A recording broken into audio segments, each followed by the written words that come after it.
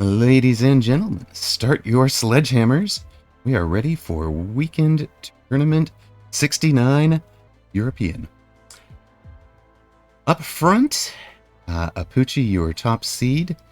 Dzemp, RoosterPB, Sacco, Alexander, HD Susauer, Arganier, Skay, and OnlyFangs. 266 participants does mean we will have... Hold on, 266 participants? That breaks the 256 and drops us into 3 groups. This might be the very first 3-group tournament we've had. Eliminati and Keppels looks like the best one. So, ooh, Lordkleinkariet and Bearlike. We will get Bearlike on stream. Let's go. Dev in action.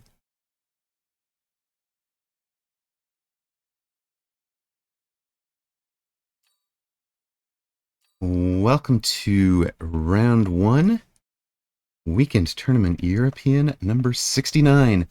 We've got Lordkleinkariet, near side blue, as the option of the 2 new specialists, Farseer and Sabertooth Specialist, both released with 0.90 this week.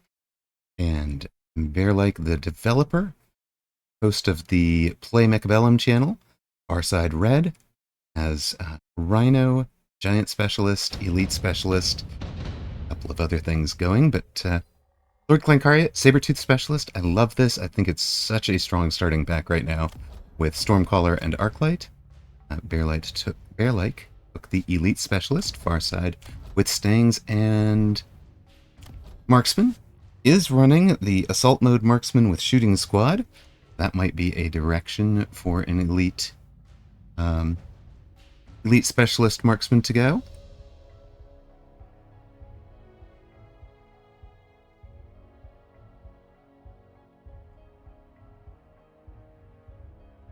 We will put up channel points for you guys to bet. One moment.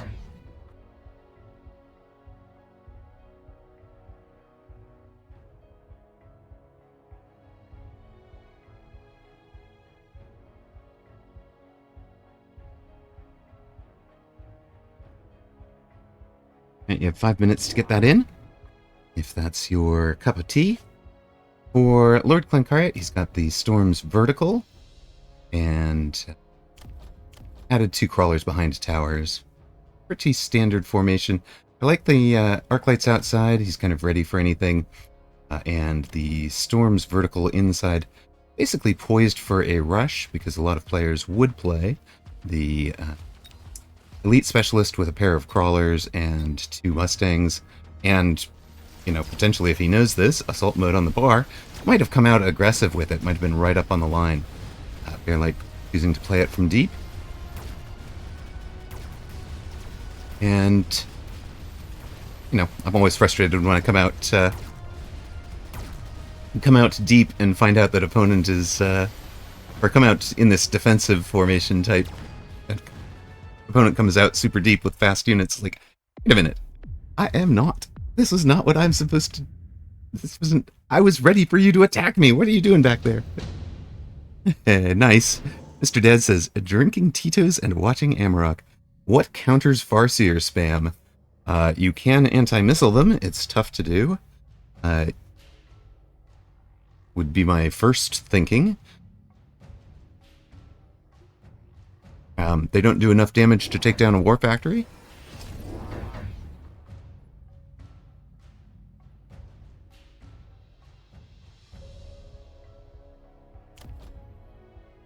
I suspect Saber is pretty much the perfect counter to them. Because you can get the Saber up to 135 meters. That's the same range as them. You can double shot, so you take out their tankiness. You can anti-missile them if you want to. You can field maintenance through whatever their damage is. You went Sabers. Let us know how it turns out.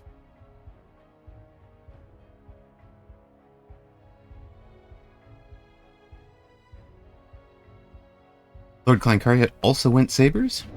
And has added, we do have this piece of metal that Idle Cub hated. It did add the 2 crawlers back and left the space for the Rhino there. For Bearlike, adds include the Phoenix Basically on the grounds that you're going to throw down Sabertooth, I'm going to be up in the air. So Lexi was asking this when we raided her the other day, and wanted to know, wait, how are you supposed to beat a Sabertooth early game? And here is one good answer. I have bird in air, you no shoot up. Sorry, I win. And since he's an elite specialist, he got them at level 2. Cost 50 to unlock. He has 400 to spend on round 2, so unlock. 300 to buy. Guarantees the round 1 win, or at least not losing horribly on round 1 or round 2 even. Drops a Lordkleinkariet down to 4,900. Bearlike at 5,100.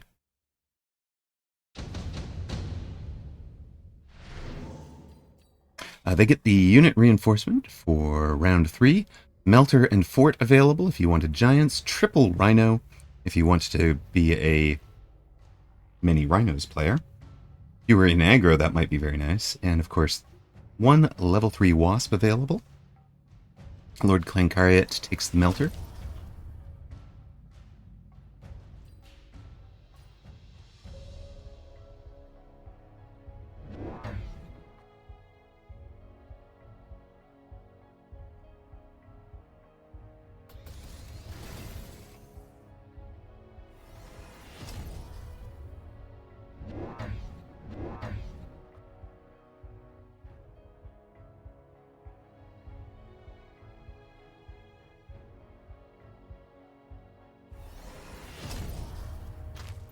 What do we have here?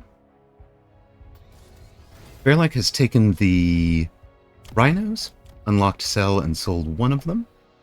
For Lordkleinkariet, he took the Melters. Basically took them as a free unlock because he has sold it. There wasn't anything there to melt yet on Bearlike's board, but Melters would be the common counter to Sabers, so it's potential that Bearlike would have taken it. Instead, Bearlike has sold out of 1 Rhino, has the second level 2 Phoenix, adds another pack of crawlers on the outside, so a little bit stronger on this side, a little bit more chaff on this side. Note that level 2 crawlers do feed a lot of levels into Arclight. If you loved carry Arclight, Arclight against Elite Specialist is probably one of the few places you could really make it work.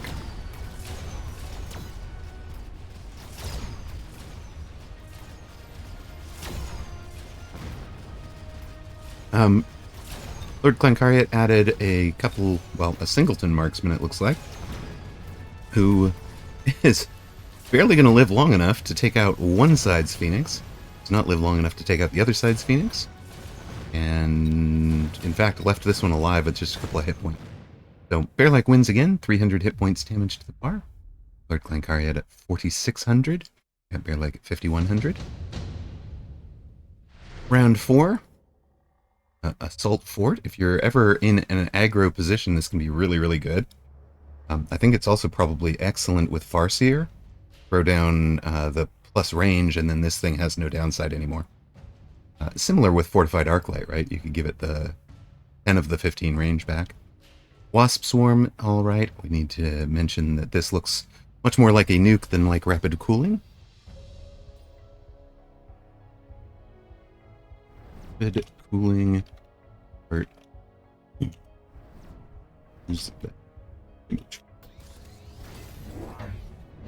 yep. Speed.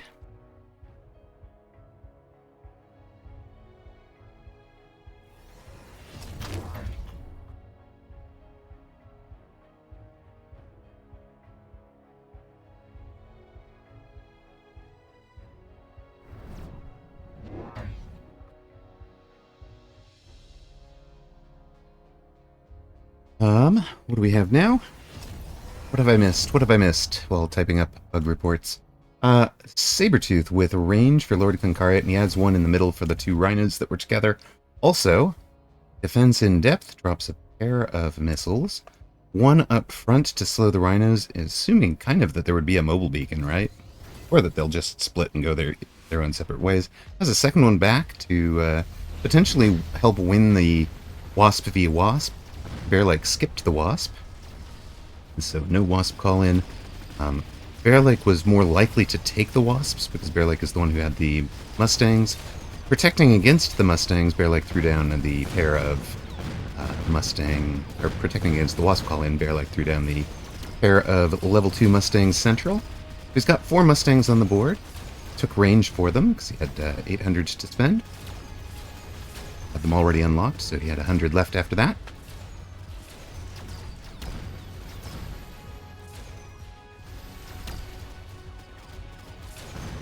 And this time, the marksmen finally get the job done, killing off the Phoenixes, and Lordkleinkariet has a few surviving units. This is one of the hidden powers of Stormcallers, is if they survive the round, they do 200 damage per pack to the other side, so that drops Bearlike to 4,400. Lordkleinkariet takes the new unit, so does Bearlike. The new unit is free in this particular unlock, so both players have it. They're outside. Bearlike playing them with the Mustangs. They are very Mustang-like. They move at 16 meters per second. They have a similar range at 125 meters. Ranged Mustang will be at 135. So if you want the Farseer to tank for the Mustang, it'll be right in with it, and it fires. I mean, it could be out in front without range. Bearlike taking 2 more of them in the middle. So Bearlike does not agree with me that Saber counters Farseer. He took range on him. He's got 165 meter range to the 135 from the Sabers. Basically, Lordkleinkariet has to delete all the Mustangs in order to get to work on the Farseers.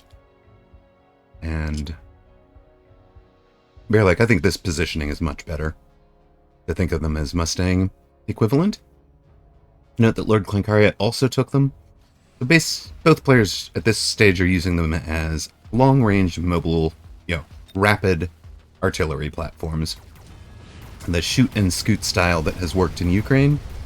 Shoot, move, that sort of thing.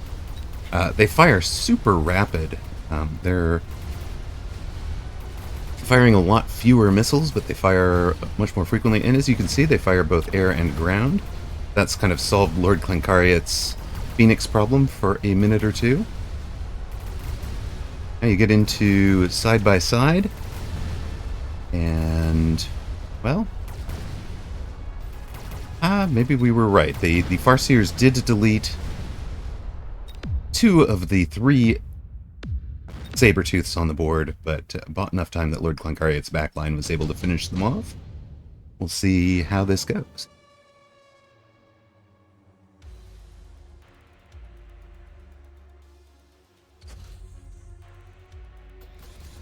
Is Bearlike a dev? Mr. Dad wants to know. Yes. Bearlike is one of the devs. Between them, Bearlike and Miasim are the two players. Bearlike turns 40 this year. And he's the leader. We do want to know if it worked, Baller, so let us know. Baller says it sucks that I don't get my old badge. It's true. If the database includes all the old winners, we could at least get the gold place badges.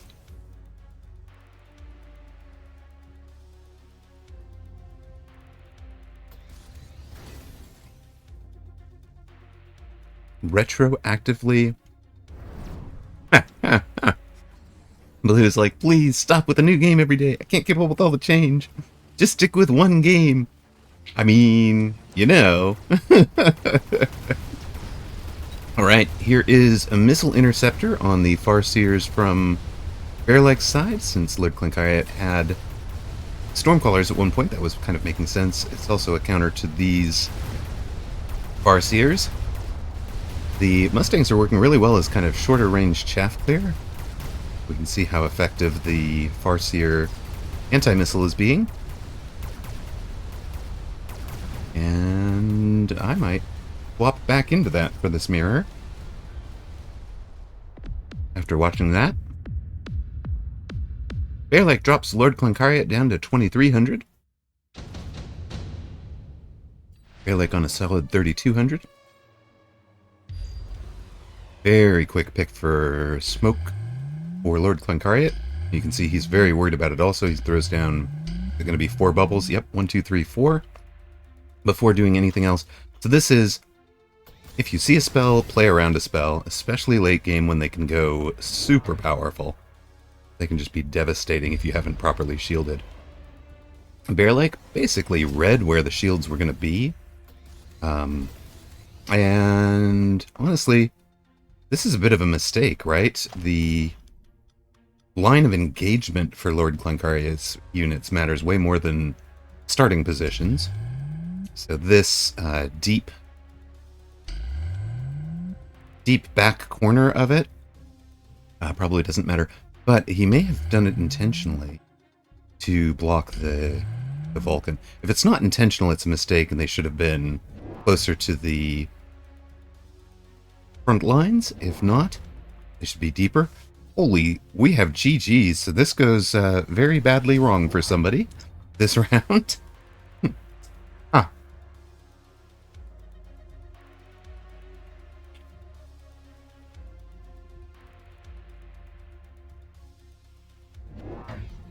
Sold all the Phoenix. They were level 2. And I think there's a lot of sell value in them. He sold 3 Rhinos and 2 Phoenix over the last couple of rounds.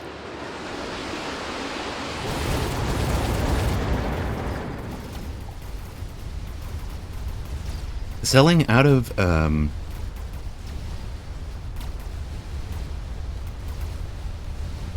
selling out of the units that have been hard countered is one of the biggest skills to learn in the game.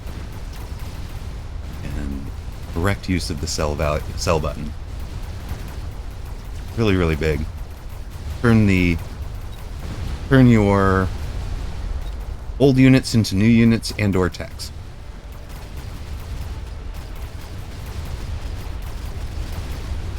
At least here, that is a lot of missiles destroying a lot of tanks. And yeah, we see. And smoke actually was in Bearlike's way, not the other way around. Lordkleinkariet loses round 1 of this tournament to the dev, Bearlike, the dev himself. Apooche has won. Goatius Prime beats Rooster. Be interesting to go back and watch Rooster's perspective on that. Rooster is struggling with the new patch. He went 0-2 in Asia as well. So I think he's not doing great at the moment. Argoneer ahead of Blingly. We are going to jump into River Skende and Sacco. River Skende has Sacco under 1,000. Whoa. Sacco has all the boats. All of them. I fly. That is what I do. All I do is fly. These are ranged 8-gun rather than degen. So River Skende relying on advanced powertrain, elite recruited wraiths with 8-gun to destroy most of the board. Full on carry wraith. This one heals with a nano repair kit, and it's on the mobile beacon, so it gets pulled away from Sacco's boats. Has time to heal, and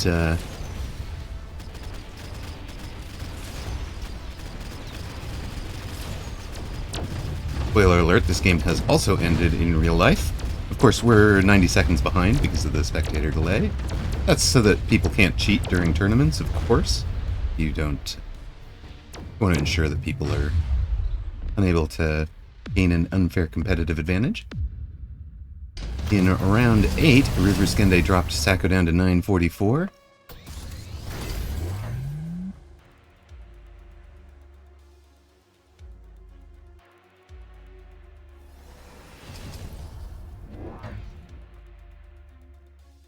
As Sacco added the Overlord Artillery, was that the ad?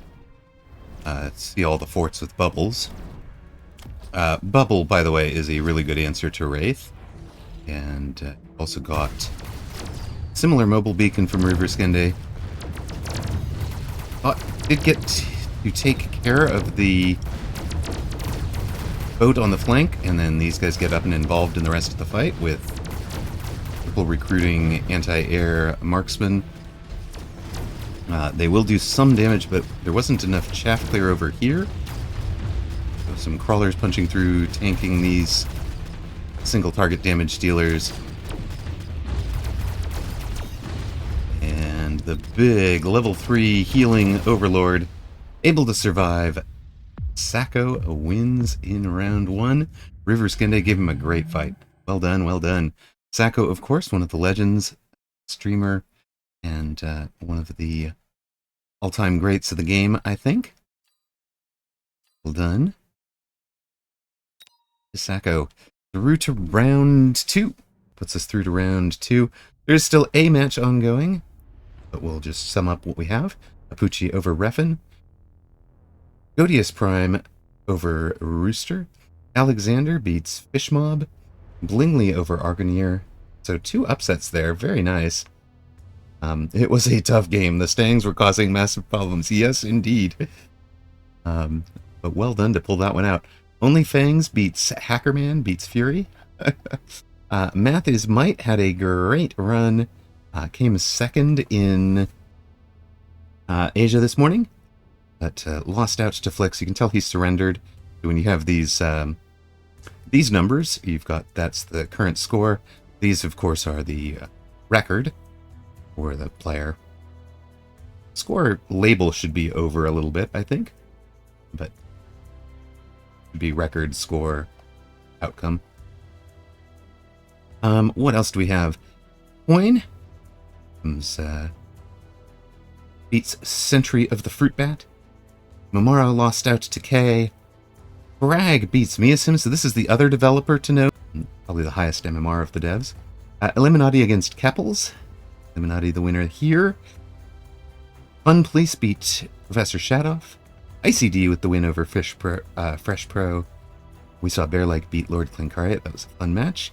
PlayArcher beat Cody in essentially straight sets. PlayArcher, the Russian who has come ever so close so many times and has yet to win a title. Pooh Beppo over Energy. This is the end of the Starry River. Got it. End of the galaxy? Galaxy ends in fire, right? Wait a sec. End of the Starry River. It's gotta be Galaxy, right? This is the Galaxy ends in fire. Okay, okay. The end of the galaxy. Dionis over CrossFit. Woot beats Jay Schultz. Woot's playing under the Prince Bojji name in both tournaments today, and of course streaming. As my audience from this morning, since I rated out to Bearlike. Bearlike rated Surrey. Surrey rated Woot. So lots of folk watching Woot right now. Cast, who won the Dreamlike tournament, beats Dachshund. The dog in chainmail not going to get a badge here. Skay over Salt Monkey. That was the match of the 2 who finished top 20. HD Susauer beats Zillalag. Sacco beats River Skende. Dzemp over Sidby. Remaining winners are Genetic, Hawkins Space, Cheeseburglar, Gawkle, Odyssey, Lex, Dorgon, Ausari, KGB times God, AOM Player, Yakamaru, Rag Stealer, Toy Smart, Poncho, Jack Bowerman, DJ, Thorix, Spartan, Shigami, Hiksusagi, Fakari. This is one of the sort of the downsides, and I have recommended to Bearlike, after giving this a lot of consideration, I've recommended that this be changed. The top seed should not really be punished by facing the top seed that lost in round 1. This will be the headline match of this round.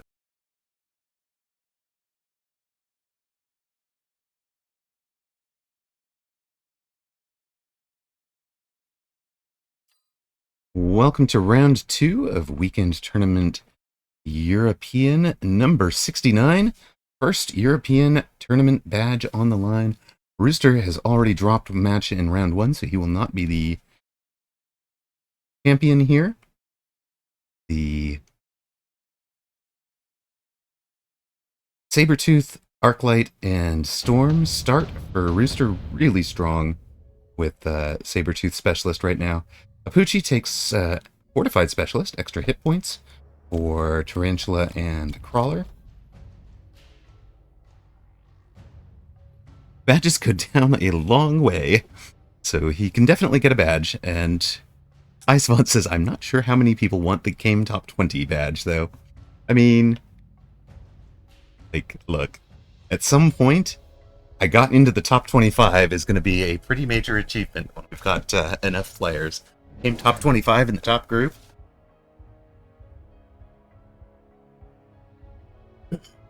That will be the highlight of some people's career. Not everybody's going to win one. For those of us that got used to it in easy access, the chance to, or in early access, used to the chance to win badges.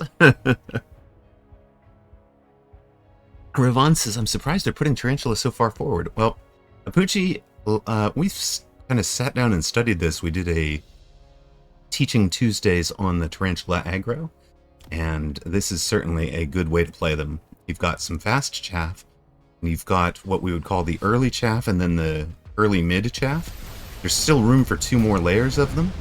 But the idea is once the first wave of chaff is killed, the second wave is arriving. You're trying to distract things so that they don't get super targeted on. Of course, Stormcallers are a really good counter to Tarantula. But here, we cleared out any chaff with this Tarantula, and that pack got into the pack of crawlers got into the tower. And that's going to let Apooche clean up during the tower debuffs. Tower debuff is over, but crawlers got almost all the way. And Bojji comes pretty darn close to winning that.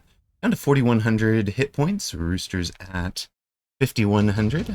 Are going to take the moment here. Turn off. Hide the chat window for the login. We've got the reinforcement round up. Reinforcement cards up. These are the old art, the wireframe art, if you will. We've got Assault Fang, Assault Melting Point, Improved Steel Ball, and Missile Strike. I love it. Apooche going for Improved Steel Ball. Whew.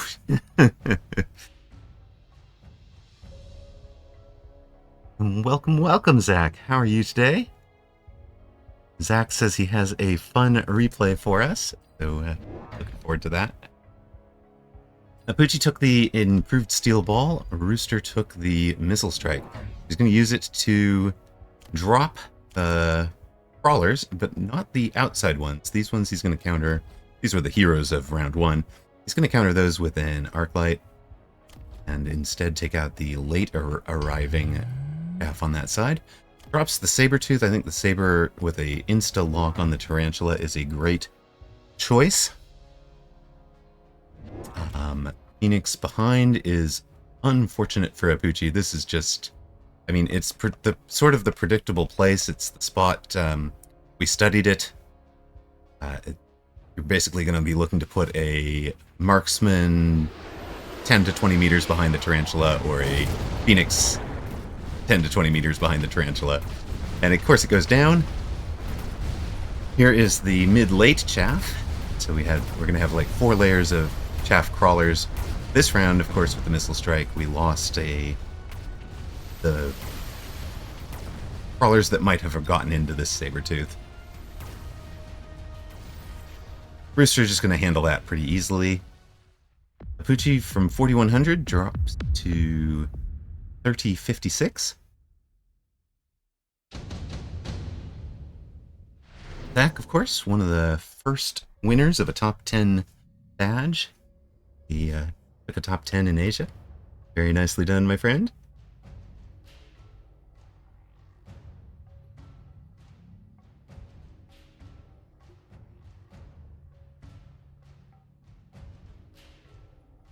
And you can hang out with Zach and Cody. You're in the lounge at the moment. We made up an actual. The guild has a tournament viewing lounge that neither of those two are hanging out in. So, yeah, whatever. Of course, guild rules. I don't talk about the guild often during tournaments, but I do want to mention it. Our guild is focused on establishing the kind of play that you want to meet. Kind of be the kind of player that you'd want to meet on ladder. So it's no trolling. Be a gentleman, win or lose. You can troll through your play, of course, but no trolling chat comments sort of thing. Be a gentleman, win or lose. No racism, no sexism, no homophobia, please. No ageism against over 50 streamers or over 40 game developers. No names mentioned. Right. Both players have taken the level 3 Mustangs. Missile on the front line here to take out that outside pack of crawlers. Not quite as effective as taking out the Phoenix would be. With Apooche's level 3 Mustangs with range coming in and getting a lot of work done out here. They get to chew through a Sabertooth. My goodness, they had a lot of help from the Phoenix, I think. Of course, the Tarantula in front keeping the chaff clear out of the way. Chaff out of the way. So that's kind of the build you're looking for. You need a chaff clear in the Tarantula. You need a single target in the Phoenix. You need a finish somebody off when they're close in the Mustangs. The Mustangs are also a great DPS. You want some chaff, which Apooche has in the crawlers. Oh, we get the excitement of the end of this one. And one Phoenix finish all of this off. Arclight is so cute when it is looking up but can't shoot. I love its little face. I would shoot you. Shoot you. Quit shooting my friends. So Apooche wins a round. It does exactly 100 hit points of damage. Don't understand how hit point damage to the bar works yet. The hit point damage is the cost of the unit at level 1. So your level 7 giant, level 7 Vulcan would do 400, which is the cost of a level 1 Vulcan. These Phoenix, cost of 200 to buy originally. There's 2 Phoenix in the pack, so each Phoenix is worth 100 points. Obviously, Crawler's 100 divided by, I think it's officially a zillion in a pack. Might be something more like 21. And, you know, Mustangs would be 200 divided by 12. Maybe it's 24. 100 divided by 24, so it comes out 4 a piece. So they come out, when you actually multiply it back out, 4 times 24, it comes out 96 instead of 100. So winning with surviving crawlers doesn't do as much. And, of course, summoned units do a 1/4 value. So that breakpoint is perfect for the replicate crawler. Your surviving replicate crawler per crawler does 1 hit point. Apooche punching through on the outside again. Similar build, similar result. The Phoenix are the single target damage. That Tarantula's up to level 2. The Mustangs clearing and scaling now. They will be up to level 4. They got the item, improved firepower control, and you can see, if you're new to the game, this is one of the first pieces to learn. Your improved firepower control item really wants to live on something that shoots frequently and does high DPS. Those units right now would be the Vulcan, the Mustang, the Typhoon. It can work on other things. Those are the ones that get the most mileage out of it. Rooster took the enhancement module. Apooche takes the orbital javelin. There's a nice juicy target here with the Vulcan, and the Mustangs will move into it. So Vulcan has just under 40,000 hit points. The orbital javelin does 70,000 damage. That whole clump is going down. Here, Apooche, if he's gonna bubble, and we know Rooster could have taken the missile strike, because that was offered, and it was free. It was very cheap. So Apooche's thinking is, I'm gonna make sure I cover the high-value locations. Two high-value locations on this board, the Phoenix. So he covered them by leveling the tower, get them up over 3,000 hit points. He was already over 3,000, actually, fortified specialist. And then Mustangs, these were the most likely target, so he's put shields up on them. And on the far side one, can't afford to shield everywhere, so Rooster has chosen wisely. Mr. Dad wants to ask if it's normal for Apooche to play an aggressive start. Apooche will play whatever he thinks suits his units and his opponent's units. In this particular match, I would say that he looked at Rooster starting with with Stormcallers that have 80 message or 180 meter range, and tarantulas that move at just 8 meters per second and have only 75 meter range. If you just put your tarantulas back in deep and let the Stormcallers shoot at them, they were going to lose round 1 really heavily. So I think looking at that, he decided that this particular matchup better suited running aggro. Once he's committed to the aggro, he's committed to the aggro, right? But it's not necessarily I'm going to run aggro all the time, or even I took tarantulas to run aggro. Yeah, watching his VODs, he is very analytical. In fact, I think I've said this on my anniversary stream, but if you're going to watch one streamer that's not me, he might be the one I'd recommend. And part of that is the way that he stops and analyzes every match afterwards. For YouTube content, if you're on YouTube, instead of here, Surrey Easy and RoosterPB are the two that I would recommend. They're both top level players, of course, but they are very focused on making some educational. Our round 6, we had the unit drop. We picked up forts for both players. They each took barrier. Now, barrier is going to be great for protecting your key units, whatever those are in your mind. And they deny experience. So in a hit point scaling build like a Mustang, a carry Mustang, which is what both of these are. They're both on XP level scaling. I'm going to scale my DPS by getting more levels into key carry units. No, that's...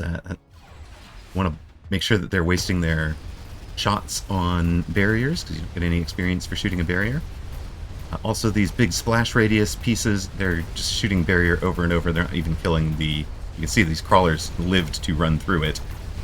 Something else had to kill them, because this guy was focused on the fort and shooting barrier instead of fort. Now we get the barrier protecting it. Out on the other side, Apooche's done enough to start holding that side, which is bad news for Rooster. Over here, the Apooche quietly scaling the level 3 Phoenix. So these things are now doing... There's not enough air to warrant throwing out anti-missile on the forts, but these Phoenix are now doing 10,000 per shot. They shoot every 3 seconds. Their range is longer than the forts, so they're hanging out behind the bubbles. Those are very good.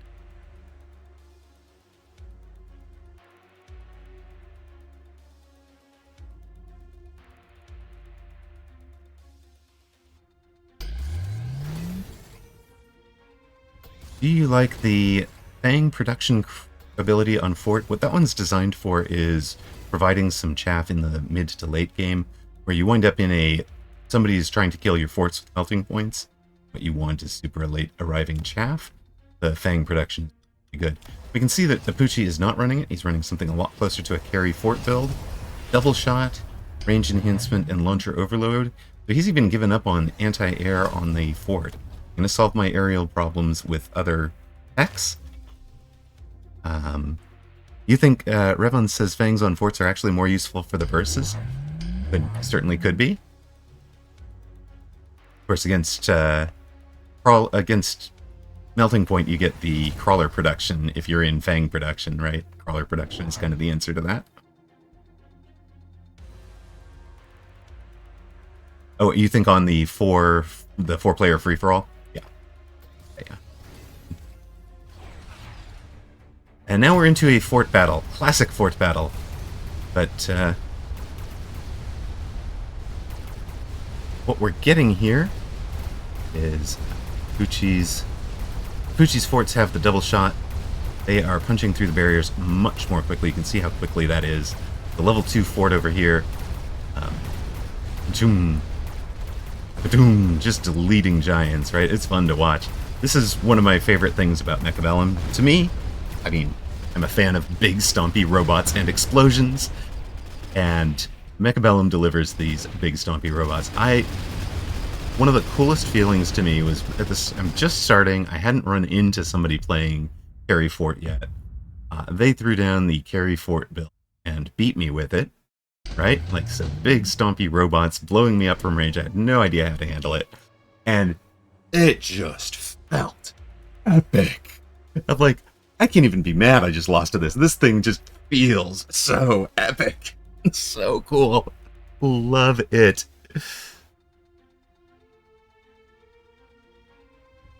Mr. Dead says, the thing I have learned in my 13 days of Mechabellum, it's more about quality than quantity. There are places for both of them, but yes. But yes. And in this case, quality is coming from, from the text on them. Now you're going to get some real issues for Apooche because Rooster is going to run acid on the crawlers, try to get the crawlers in under, and so that the damage is exceptionally high against the forts that are getting targeted. Acid, of course, unit takes 250% damage when it's attacked while standing in acid. The shield barrier proper does not, so that only applies if you are able to get the shield barrier down. Here is a good play from Rooster. So if he just put the Phoenix here, they target the crawlers and run that way, and they die to the Mustang. So he's going to put the Phoenix here, so they draw the Mustangs that direction. The missile drop takes out the Mustang. The mobile beacon ensures that the Phoenix don't follow the crawlers. Boom, and we have one surviving Phoenix that will go on its merry way once it has finished summoning and take out the tower. Except that, is it too far away? There it is. One shot. Two shots on the drive-by. Now Apooche is taking extra damage, while during the tower debuff you take half again as much damage as normal. And you can see Apooche's army just deleted. And for all the surviving forts, 400 hit points damage on the bar is enough to drop Apooche from in this game to out of it. I mean, Apooche looked like he was in complete control. This might look like a Hail Mary, but it was really, really nicely constructed. Of course, by a multiple-time champion winner, two-time European champion, Rooster. Apooche, a multiple-time champion in his own right. You guys know. We cast it here when he won back-to-back in week 68. But one little thing. This is a 100 cost shield put on this unit. Turns that game, right? Or even for Apooche putting a fort back here that just walks out of there slower. Yeah, you were expecting Scorps with range and double shot. At the point that they'd each brought out 4 and 3 forts on the very first round and put a tech into them. It was going to be a commit to my forts beat your forts. Apooche won the previous round with double shot.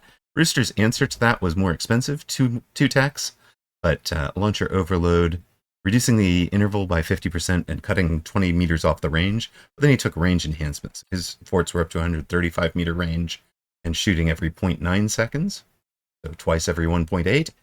And Apooche's are 115 meter, so they're giving away 20 meter range, and they shoot twice every 2 seconds because double shot increases the reload time by 12%. So they were more efficient at busting through shield in the previous round, but overall, Rooster had bumped the DPS up.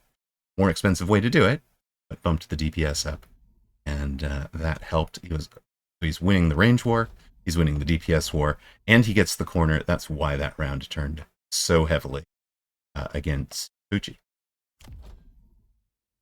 Very nicely done. That's an epic, well-played game. Note that Apooche's early build with all the tarantulas, he's actually sold out of the tarantulas and can swapped into the fort. He's also given up a little bit in taking improved steel ball and then not ever buying and playing them.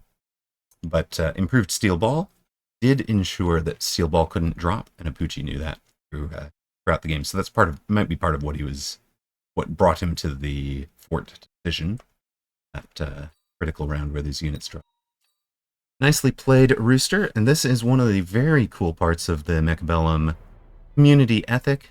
Rooster 0-1 didn't abandon this tournament because he knew he was in the spoiler role. The idea was the spoiler should be giving an unbeaten player.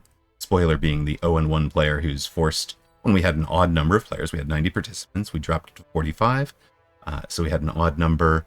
Apooche wound up matched up against the 46, so theoretically the easiest match because it's the player that has lost one. That would only be true if the favorite won every single match in the first round, which was the case. We knew Rooster got upset by a much lower seeded player. So Apooche actually wound up with one of the top seeds from the entire tournament as his second round opponent. And Rooster, with the excellent sportsmanship ethic, came out, plays through the match, doesn't throw the result, gets the win, knocks Apooche out of contention for the title. The two of them will probably continue out, and we'll see if either of them can get into the top 5 by the end, because with one loss, of course, the second place and third place finishers will both have one loss, and the fact that yours came early in the tournament doesn't prevent you from getting the W late in the tournament. Elsewhere, Sako over Fakari, HD Susauer over Scary Shinigami, Only Fangs beat Thonix, Coin over Jack Bowerman, and you know, in round 2, a lot of these matches should be pretty one-sided. It's unfortunate. We see that Tavoy Smart, Too Smart, gets the win over the Galaxy Ends in Fire. Nicely done. That is a tough player. Really solid player there. Eliminati beat Yakimaru.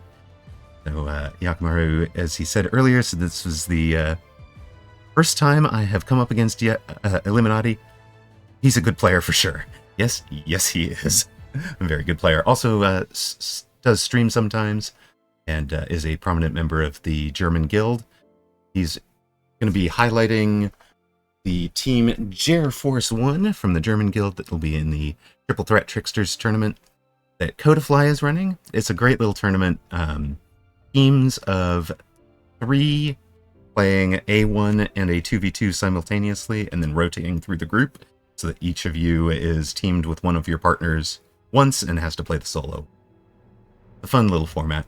And it rewards tricky plays like flanks and outside edges, outside rushes, tower rushes, all sorts of things like that. They actually score points. They're worth something. Highly recommend it. It's a very fun tournament. KGB times God. I think this is a ship. KGB shipping God. Beats ICD. PlayArcher gets to 2-0 against Dorgon. He streams in Russian. Odyssey beats Dionys. Cast is a close friend of Rats, beat Cheeseburglar. The two of them play 2v2s as a partnership. That is a dangerous partnership to come across. Genetic beat Godius Prime, so Godius Prime beat Rooster. Hawk in Space over Blingley. Gawkel beats Flix. Nice win, Gawkel. Lex over Crag. The Fun Police beat Ausari. Ausari's had some really high-level results recently. Bearlike beats AOM player. Of course, Bearlike in the Asia tournament earlier, the developer. Bearlike's 2-0. We saw him in the round 1. Ubabo beats Frag Stealer. Hey beats Pancho Osan. 18th finisher in Asia today. Prince Bojji Woot beats Ananschwund. Skay over Spartan. Alexander beat I times Usagi, and Dzemp. Dzemp, 6th place finisher, beat opponent Blingley, now in the spoiler role facing Dzemp. Woot up against Lex. Bearlike versus Genetic. Odyssey against PlayArcher. Sako against Eliminati. This is a great one. HD Susauer against OnlyFangs should be a really good one as well. Sako against Eliminati. Both of them former champions. All right, welcome to round 3 of Weekend Tournament European number 69. Got Sako and Eliminati, both former champions, two of the greats. We just talked about both of them. Sako, the streamer, and actually both stream. Eliminati in German. Both really fun. Very knowledgeable about the game. Really nice guys if you catch them in a Twitch chat somewhere. Sako tends to only haunt the Twitch streams of the top 25 in the world, honestly. But you might catch him in my stream every now and then. And Eliminati, of course, a little bit more in the I will join anybody that's having a good time playing Mechabellum.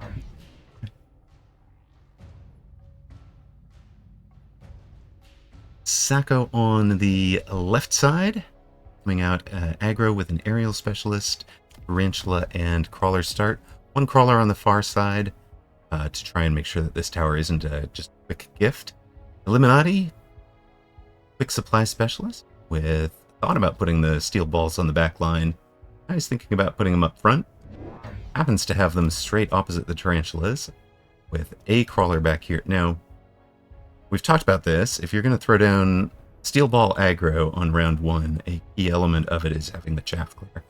So what we should see here is the tarantulas clear the chaff more efficiently, so that Sacco gets to engage with the steel balls, while there are still some crawlers alive to protect the tarantulas from the steel ball. See if we're right. Even if we're wrong, Sacco should win this with air unless there are surviving crawlers. And there was a decent pull here that almost got a steel ball through to this tarantula on the left side. The crawlers lasted just long enough to keep the tarantulas alive. So the steel balls got to both tarantulas, did about half damage to them, but not able to finish it out. And the tarantulas should finish off the fangs, keeping the phoenix safe. So Sacco's going to do about 600 hit points of damage unless the fangs get this tarantula. They do not. Eliminati down to 4,100 hit points. Round 2, we've got the unit reinforcement drop. Sledgehammer, Storm, Typhoon, and Marksman, the options.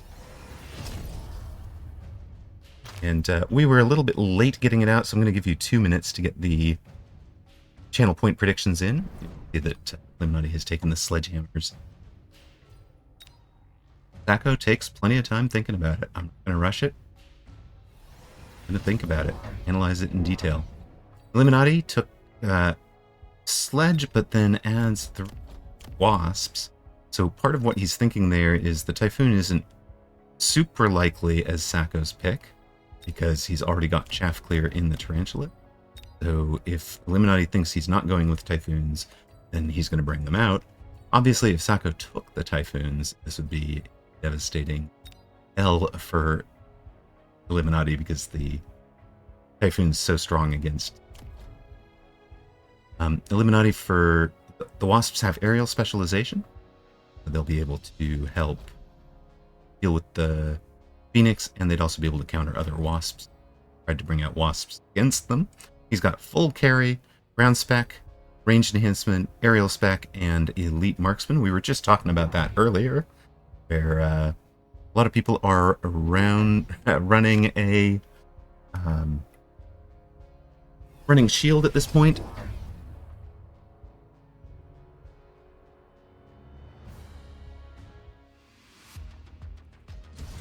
Sacco did decide to take the sledges, has them in this vertical order. You know, I've WTF'd about the vertical order, but here is part of the reason for it. If somebody's coming out with a steel ball aggro, you kind of want a vertical sledge pack. The reason it's a little bit of a problem is this formation is very vulnerable to things like a scorpion or other large area of effect things, and you just get that kind of clump.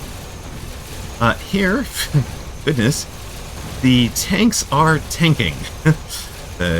Between them, the sledges and the tarantulas have tanked about 18 years worth of wasp shots here before the wasps finally get the job done for Eliminati. Hi, wasp. Well done, guys. Nice work. We have a little pilot cockpits there, if you saw them. Eliminati takes underground threat, so is going to take some thought, some moments thinking about this one. But here's a key part of taking those wasps when they were not easily counterable. not obviously counterable, is Eliminati's already got a pair of levels into them. Full damage dealer from here. Here is Sacco's answer. I'm going to throw down a pair of Wraiths. And Eliminati is following what I would call the Worm Wraith Wasp flowchart. We talked about this a lot on Tuesday, where our Teaching Tuesday, where you get the Wasps out, you get the tanks in front of them because you're anticipating something. It doesn't even matter what, but anything that's designed to kill a whole bunch of Wasps is not great at killing a Wraith. So if you had Mustangs or Fort Anti-Air as the answer, those tend to get stuck on the Wraith and take forever to kill them. Both players had the underground threat. They both played them defensively and both put them on the same side of the map. Kind of fun. And here you can see the Wraiths for Sacco and managed to spread out enough to take care of all the Wasps.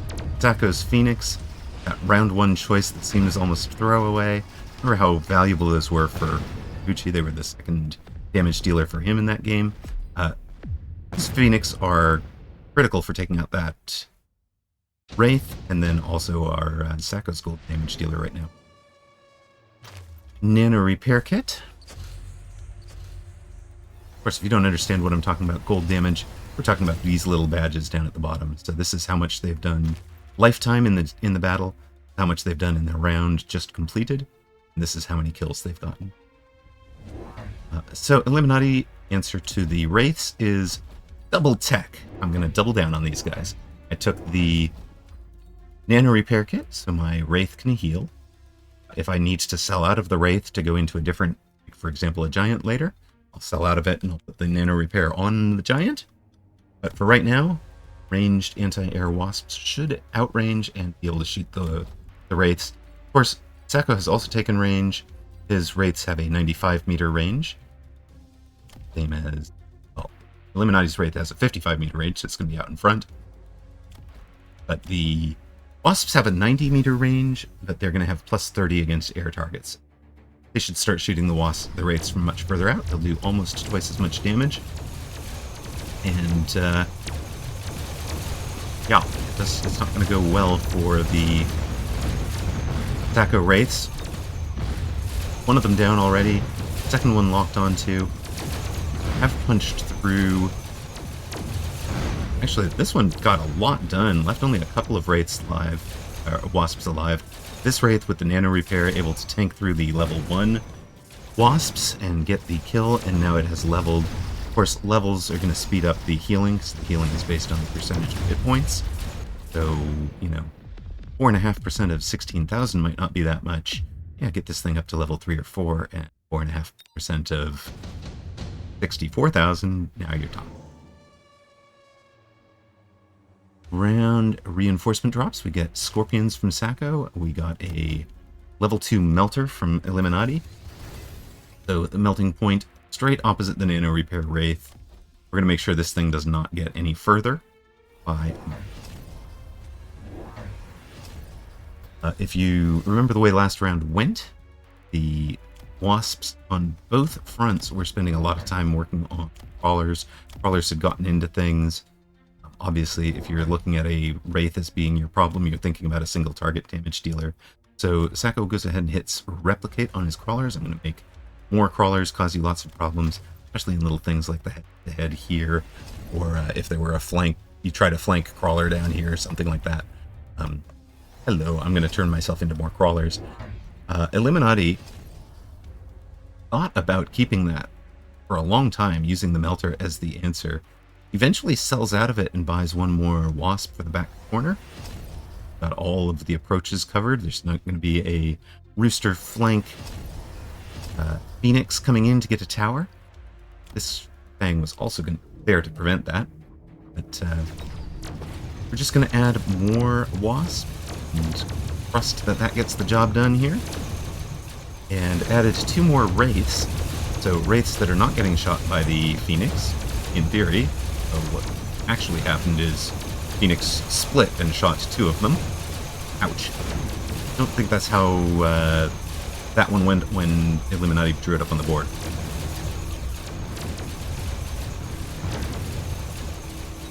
The Scorpion tanks a ton, allowing these crawlers, replicate crawlers, doing their work down there, get in and get tower.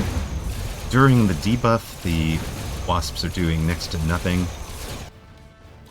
They do 1/10 of their normal damage. You can see how quickly they should have gone through that, and then all of a sudden it is no longer taking damage. In fact, it's out healing them. So Sacco wins round 5. Sacco's at 3,800, Eliminati down to 1,650. And we've got Orbital Javelin, Phoenix, Photon Emission. Those are the two that got taken. That's very quick. So Photon Emission, a great pick for this whole area. In particular, we saw that Eliminati had Degen Beam on the Wraiths. So Photon or Sacco is going to cover the negates. Photon Emission negates the Degen Beam. Not for the entire battle, just for the first 20 seconds. But that can make a big difference because Degen Beam, if you're not familiar with it, Degen Beam is a aura effect covering a 120 meter range. Enemy units within that range have their movement speed reduced, their attack reduced by 20%, and they take an additional 30% damage. So they are weakened. Sacco adds forts with AA, anti-air missile forts. Those are pumping out some damage, but the real idea there is if these forts last long enough, if they can outlast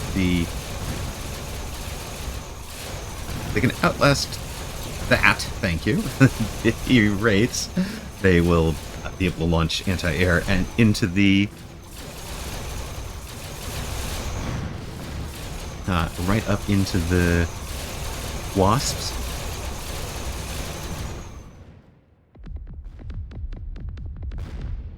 iSavant says, I had someone in aerial specialization go round 1 Wraith, and which was interesting. They then transitioned into punch forts with fangs, and I lost, but it was a fun first few rounds. Yes, aerial, it can be very good for tempo. If you're not using aerial for the unlocks early, you're not really getting the most value out of it. The 13% attack and 13% hit point is not the real value there. I mean, it's helpful in a mirror, right? But it's the real value is in being able to tempo into, for example, Wasp and Wraith early. And Sacco could have done. He's brought in the Wraith and Phoenix for cheaper than Eliminati has. That is part of why he went to the Wraith in the first place. He'd unlock them for cheaper. At this point, it's 2 more forts. It still has AA barrage on them. We're into 2 Phoenix, which now have range, and the triple Wraith up front. No Photon Aura this time, so the Degen Beams are going to be in effect. This round should go a little bit better for Eliminati. Both players dropping the Underground Threat into the back line, and they both have Replicate, and in fact, Eliminati has taken 2 techs, Impact Drill and Replicate, so his crawlers should actually win this and create more crawlers coming out of the back line. Not anymore, they've been moved, so that is no longer the case. Still with the Wasps back there. Oh, yeah, with Wasps supporting Eliminati's crawlers that were already there, a huge army of crawlers is coming out of that back corner.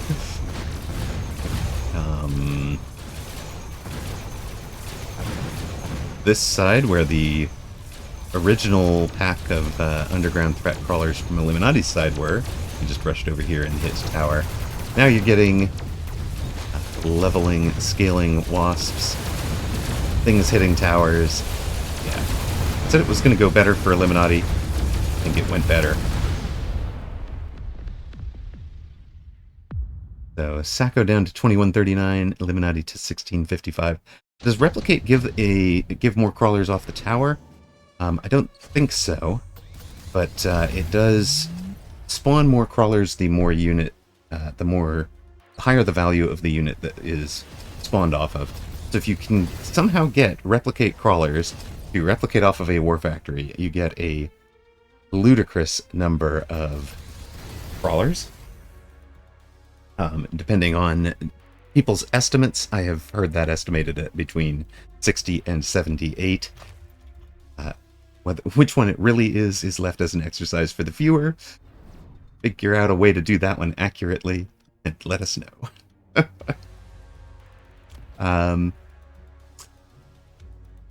Sacco has got that tower up to level 3. It obviously didn't survive last round, but when you level up a tower, it's going to debuff units for less time. So this is, in addition to giving it almost 60,000 hit points instead of 3,400. This one will debuff units for 5 seconds, whereas if Eliminati was able to punch through to this one, it deals the debuff for 9 seconds.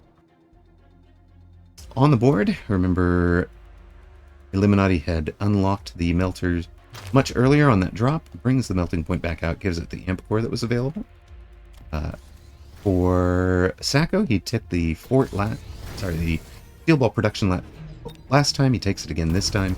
So we're going to more and more steadily create steel balls coming out of this. They're effectively untacked half, but if he bought a single pack of steel balls and gave it something like mechanical division, then every steel ball that these forts produce that runs out and dies then gets turned into crawlers. The crawlers replicate. You know, you can get some interesting plays there. You can see how far this push went before the opposite side got the tower. This time we get steel balls in on tower, and they're taking off towards the next tower while we deal with the remaining units. There will be no survivors. Sacco drops Eliminati down to 495. There's no steel balls on the board to start with. All 8 of those were summoned steel balls. Eliminati drops 3 level 2 sabers. This is going to be great for bringing those shields down, especially if he gives the sabers double tap. Double tap right now, I think, is underpriced at 100. You can see Eliminati went straight to that, right?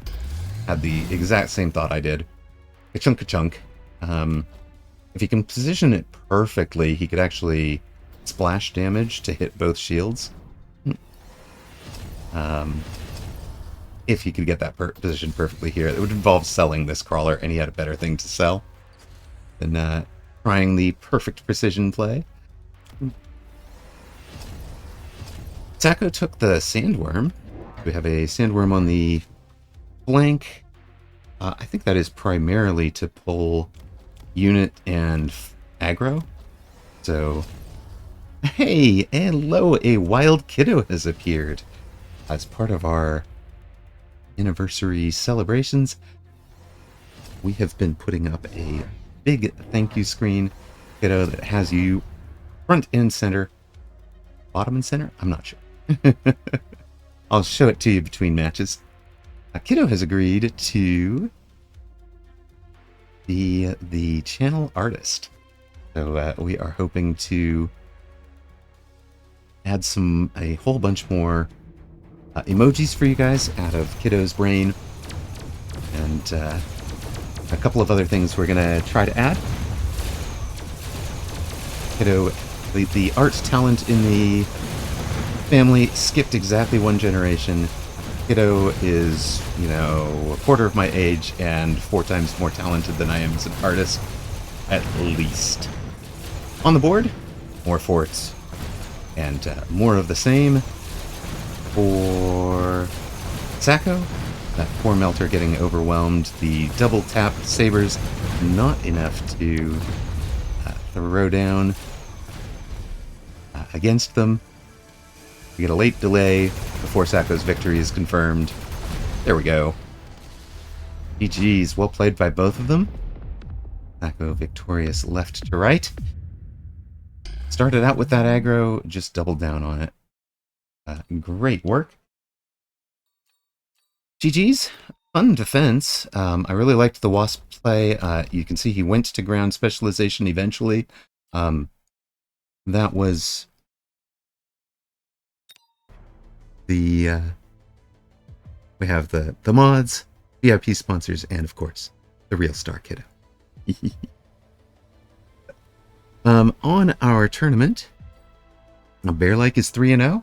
Okay, Bearlike with the win over Genetic. And Prince Bojji over Lex.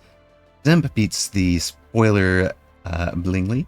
The tourneys are very cool in that they're split by group. So if your combat power is fairly low, you'll wind up down in the rookie group.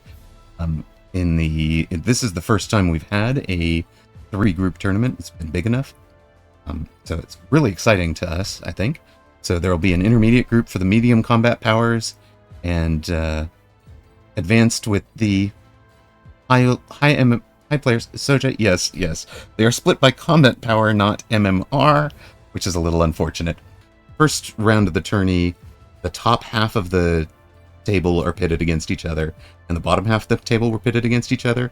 In round 2, somebody from the bottom half was promoted up to being one of the, I'm now 44th, and I am, facing up against the number 1, 2, or 3 player in the group, and they have bad luck. They have bad luck there. But you're not out of the tournament if you've never done the tournament before. Here are the rules. Multiple rounds are played. Each round awards 1 point to the winner and no points to the loser. And you get minor points, or the summed points of all of your opponents, whether you won or lost against them. Every round matches you against a player with the same number of points. So as long as Sacco keeps winning, you're out. You might face them in round 2, but if you've lost a match, you're no longer going to draw into the top players who are undefeated in this tournament. Tournament continues until all players have completed the round. We've got 1 match currently in progress. And when there is exactly one undefeated player, then that player is crowned champion and the tournament ends. That means that the tournaments are a non-deterministic number of rounds. So we started with 90, that would drop down to 45, 22.5, so either 22 or 23 unbeatens. From there, you get to 11 or 12 unbeatens. You get down to, 5 or 6 unbeatens. You get down to 2 or 3 unbeatens, and then you're going to get down to either 1 or 2 unbeaten. So,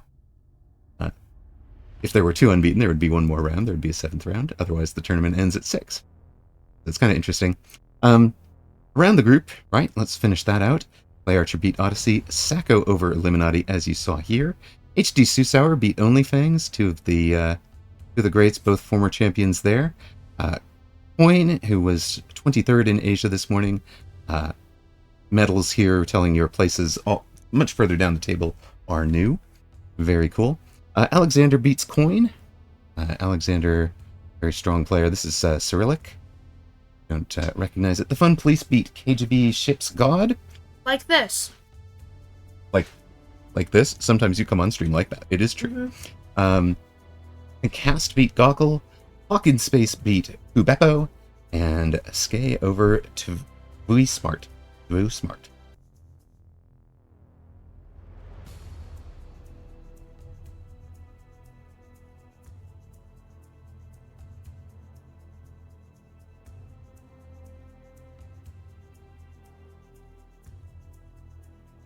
All right. I think we will just follow that one. There we go.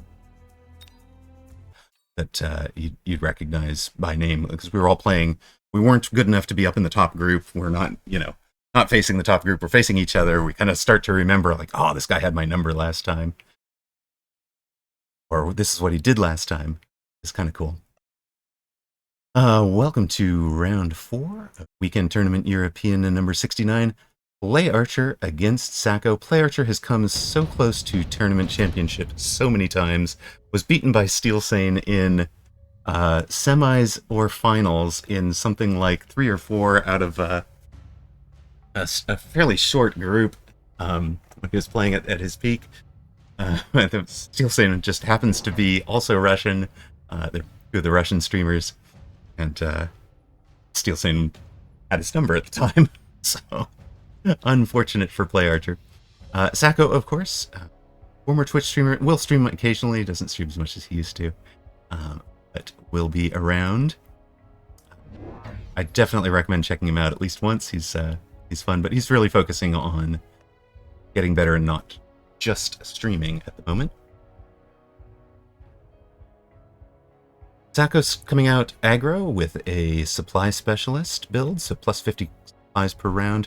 We've got the Steel Ball Arclight start, added a pair of crawlers. So this, we talked about this a little bit earlier in the tournament. If you're going to come out Steel Ball aggro, this is what you need. You need the Arclights to clear the chaff so that you get the Steel Balls to lock onto whatever the big units are pretty early while they're still alive, right? What you don't want is for the Steel Balls to sit there shooting chaff all day. In this particular case, he had some surviving chaff as well. But by having the Arclights clear the chaff, he's able to get through to get the tower. During the tower debuff, he gets the other units. Of course, tower debuff is penalty for 9 seconds, reduces units' movement speed by 80%, attack by 90%, and you do 50% extra. So coming out aggro on one side, this is how to do it, right? This is a really good way to do it. We get the unit reinforcements on round 2. Sledgehammer and Rhino, respectively. Sledgehammer in defense. This is almost straight textbook defense. To put a vertical sledgehammer into the steel balls. Rhino on aggro because it has the 16 meter per second speed, same as the crawlers. And of course, its punch, 6594, does almost everything you need to kill a sledge, right? 6956. So it's going to leave that sledge with like 400 hit points. A single Arclight shot or a Steel Ball shot for just a couple of moments would get it done. What else are we adding? PlayArcher was the Marksman Specialist. Change with the recent patch. Marksman, the level 3 Marksman now arrives on round 2 instead of showing up on round 1. That's to keep it on par with the way that the Rhino Specialist, Farseer Specialist, and Sabertooth Specialist work. So none of them have a round 1 advantage. They all get their advantage on round 2, 3, or 4. We've got one more Tarantula added to help with the chaff clear. Sacco took the opportunity to drop the flank crawler that has a big pull effect, just getting units out of the way so that we can get through to this tower faster. This was not about winning from that flank, it was about getting these units out of the way. And as you can see, that got the steel balls in on the tower. Get the tower, now we're going to get the steel balls on an orange man. That's really painful because part of making a steel ball aggro push work is getting levels into the steel balls. Early, ideally on level 1 if you can, but on level 2 for sure.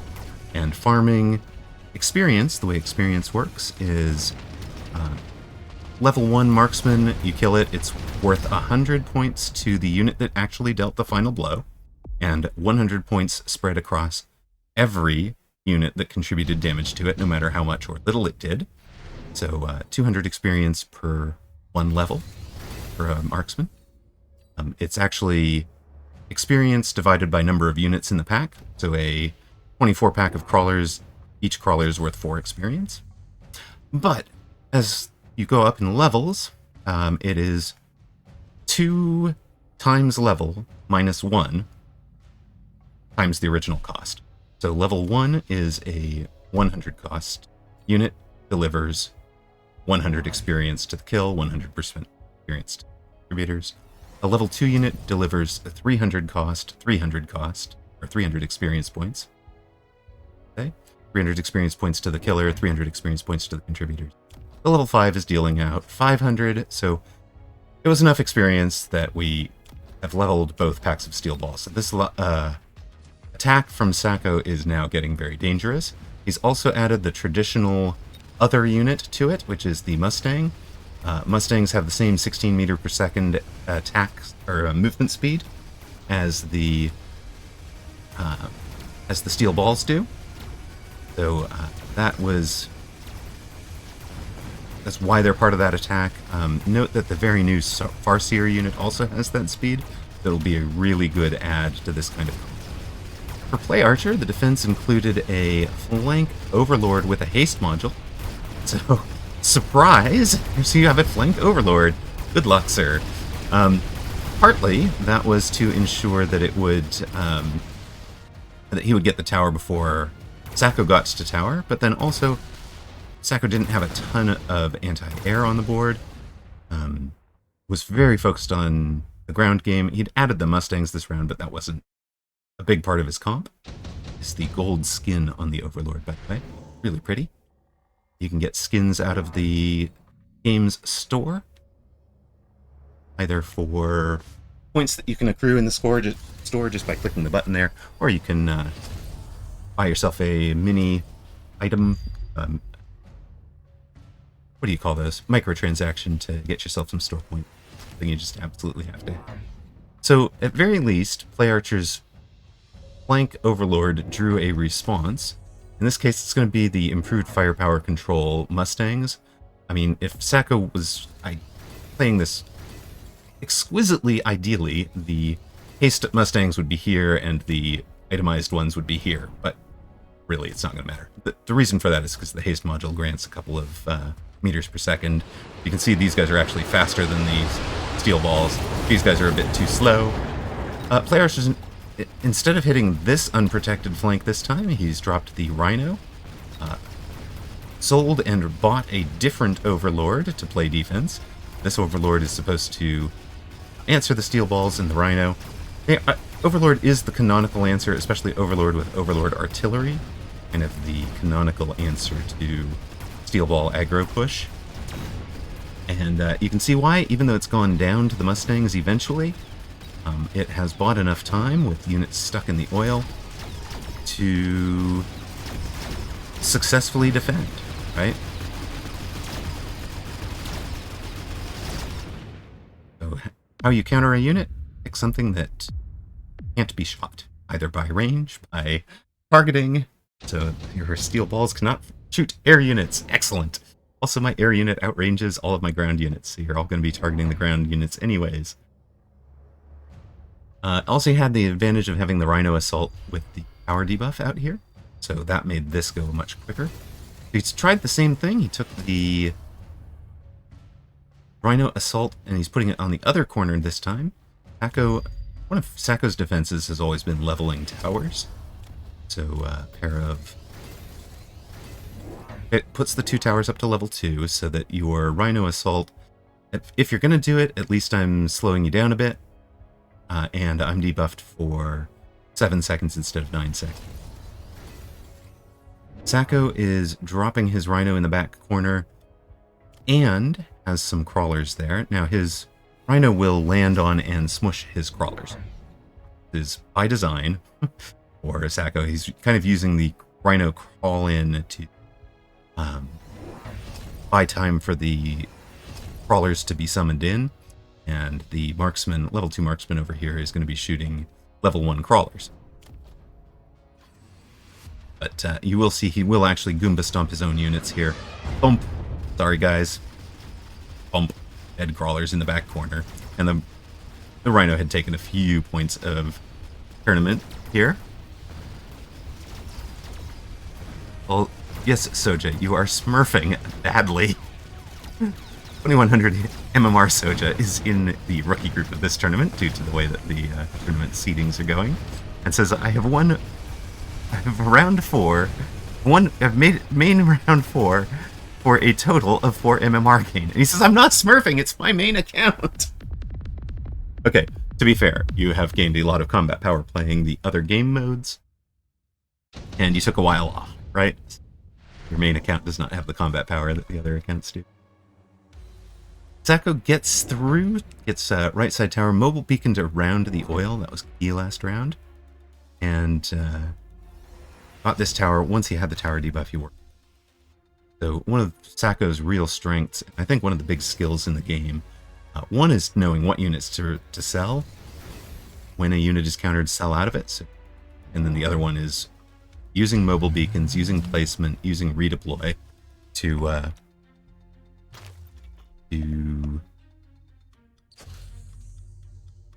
get things done.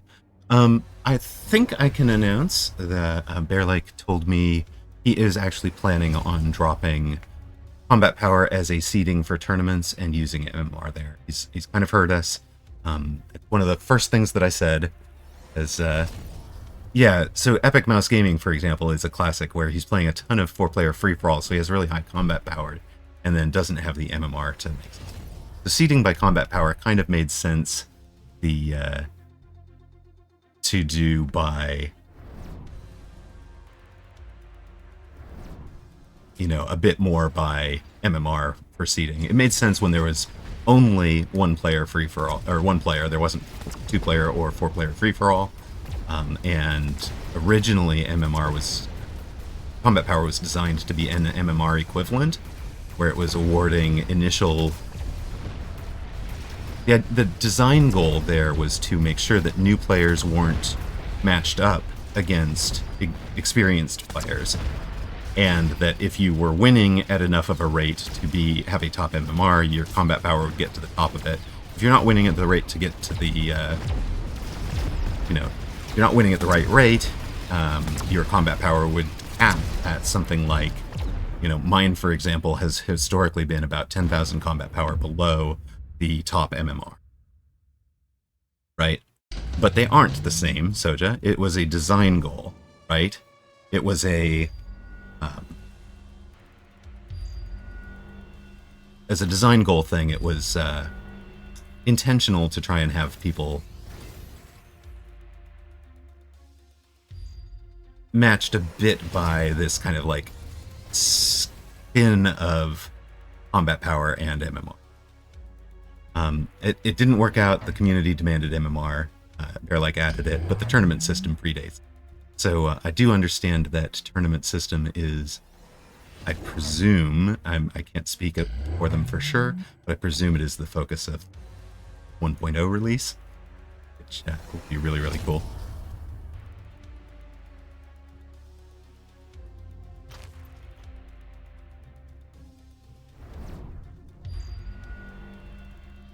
On the left side, we've got, or on the near side, you've got PlayArcher, who started as the marksman spec, trying to fend off this steel ball push. You can see at this point, Sacco sold out of one pack of steel balls. He's mobile beaconing, trying to save this pack of Mustang. He's kind of choosing his best units to protect against the orbital javelin, trying to save them with the mobile beacon.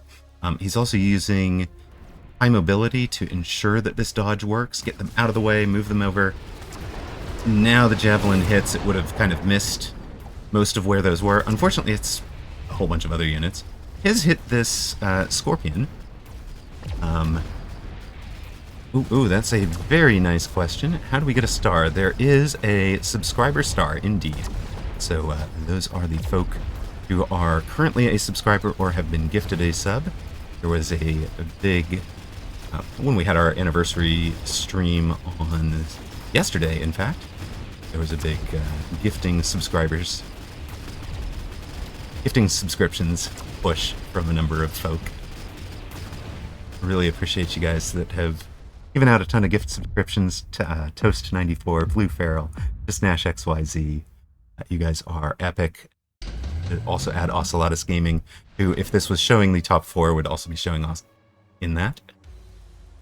Or have been tremendous supporters of the channel, both this month and over the long term. Just Nash XYZ has the honor of being the longest subscription.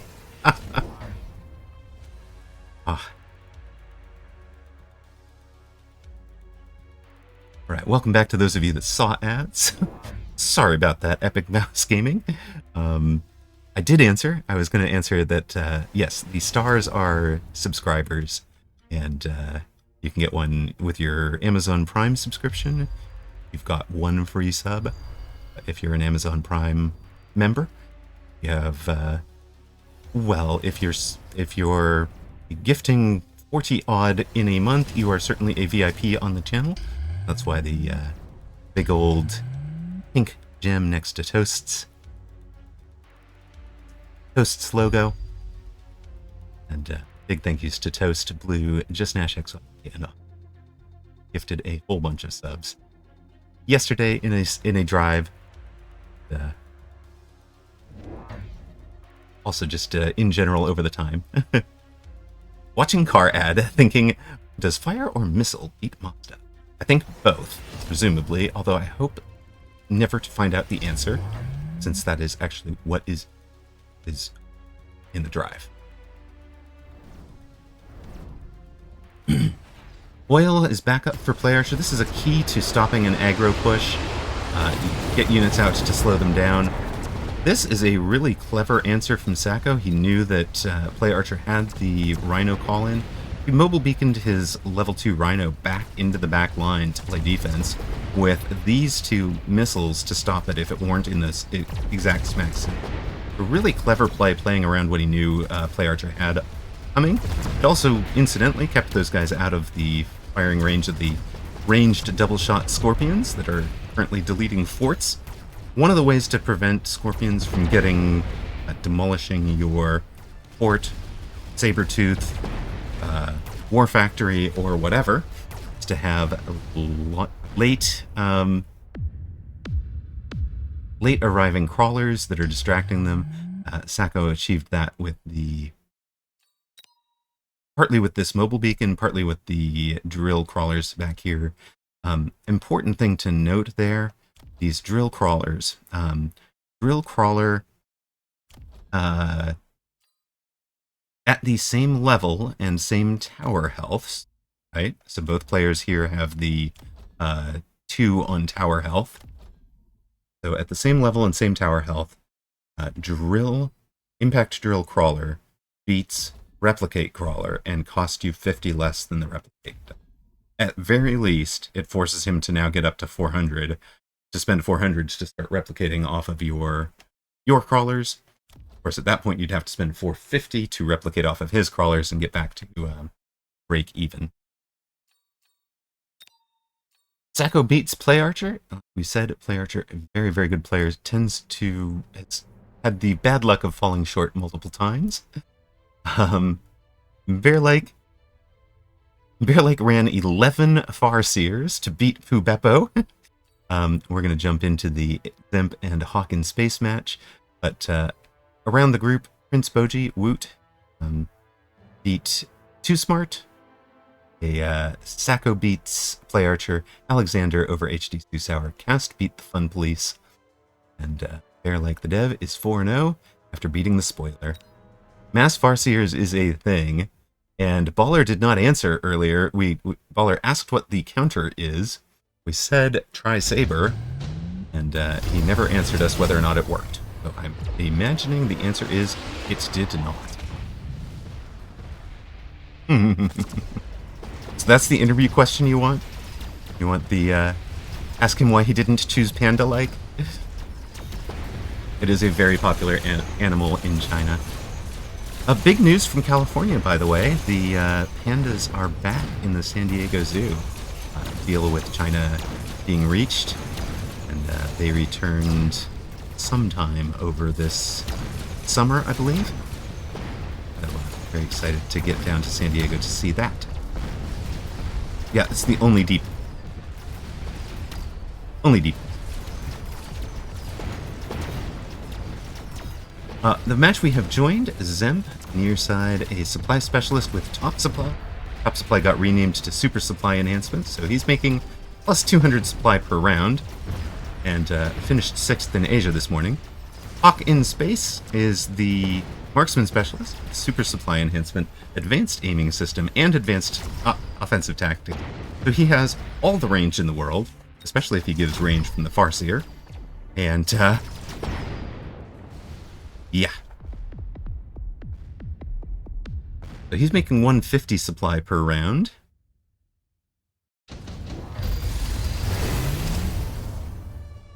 Yeah, you're seeing the, Savant is calling out the Siege Mode Scorpion. Well, if you wanted to outrange this build that Hawk has built, you needed Siege Mode on Scorpion. Of course, the downside of Siege Mode is this increases attack interval by 1.5 seconds. Scorpions already have a slow rate of fire at a shot every 4.5 seconds. With Siege Mode enabled, they get an additional something like 70 range, 80 range now. But their rate of fire is dropped to every 6 seconds. And yes, Socha points it out, it's actually worse because of the fire arc. now it can miss because it's arcing up and over the battlefield. So if a unit is, for those of you that don't know, relatively new to the game, the long-range lob units like Stormcaller and Scorpion Artillery is are fire and arc at the location that the unit was when they saw it enter their targeting zone. You can see this crawler just drew a shot from a bunch of things down here that have missed it. That one crawler tanked so many shots from this corner. It was perfect timing for displaying what we're talking about. But yes, as Toast says, it cannot be anti-missiled. In this case, Dzemp getting it done. The actual answer to this board seems to have been the shielded wasps added at late game.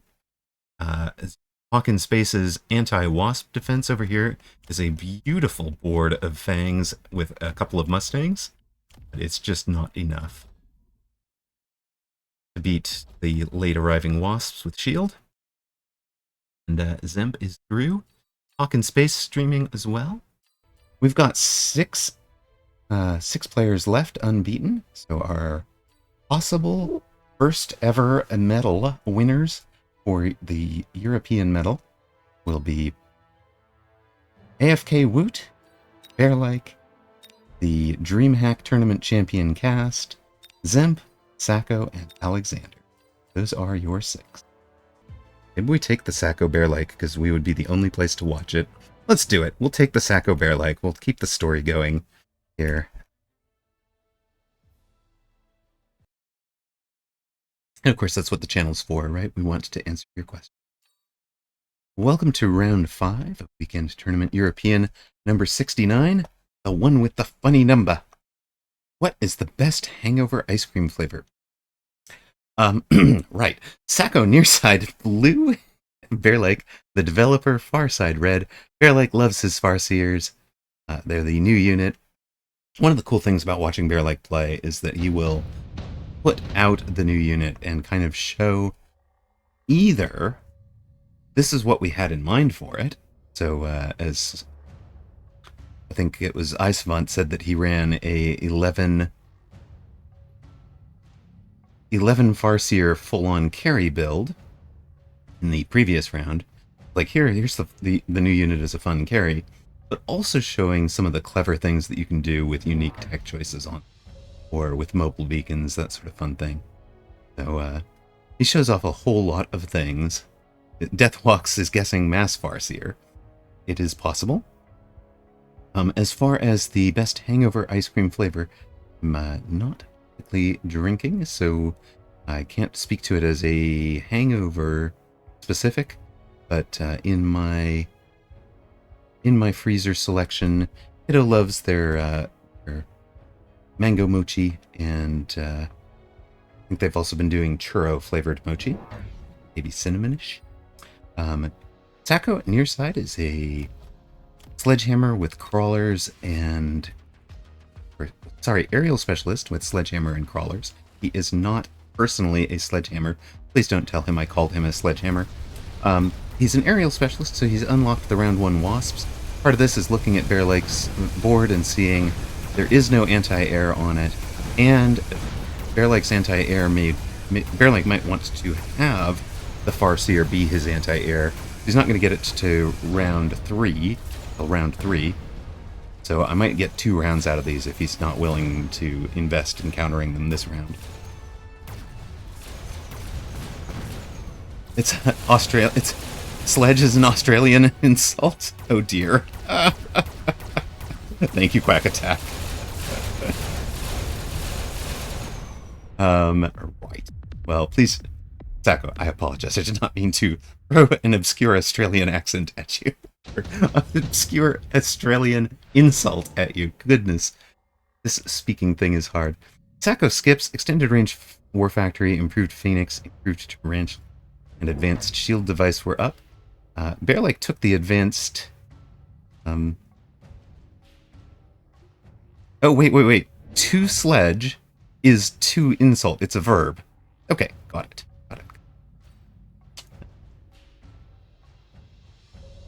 Right. So, Sacco's wasps have leveled, which if you're going to go into a carry wasp, that is the thing you wanted. So, but Sacco prefers to get the mass recruitment out there. Brings out the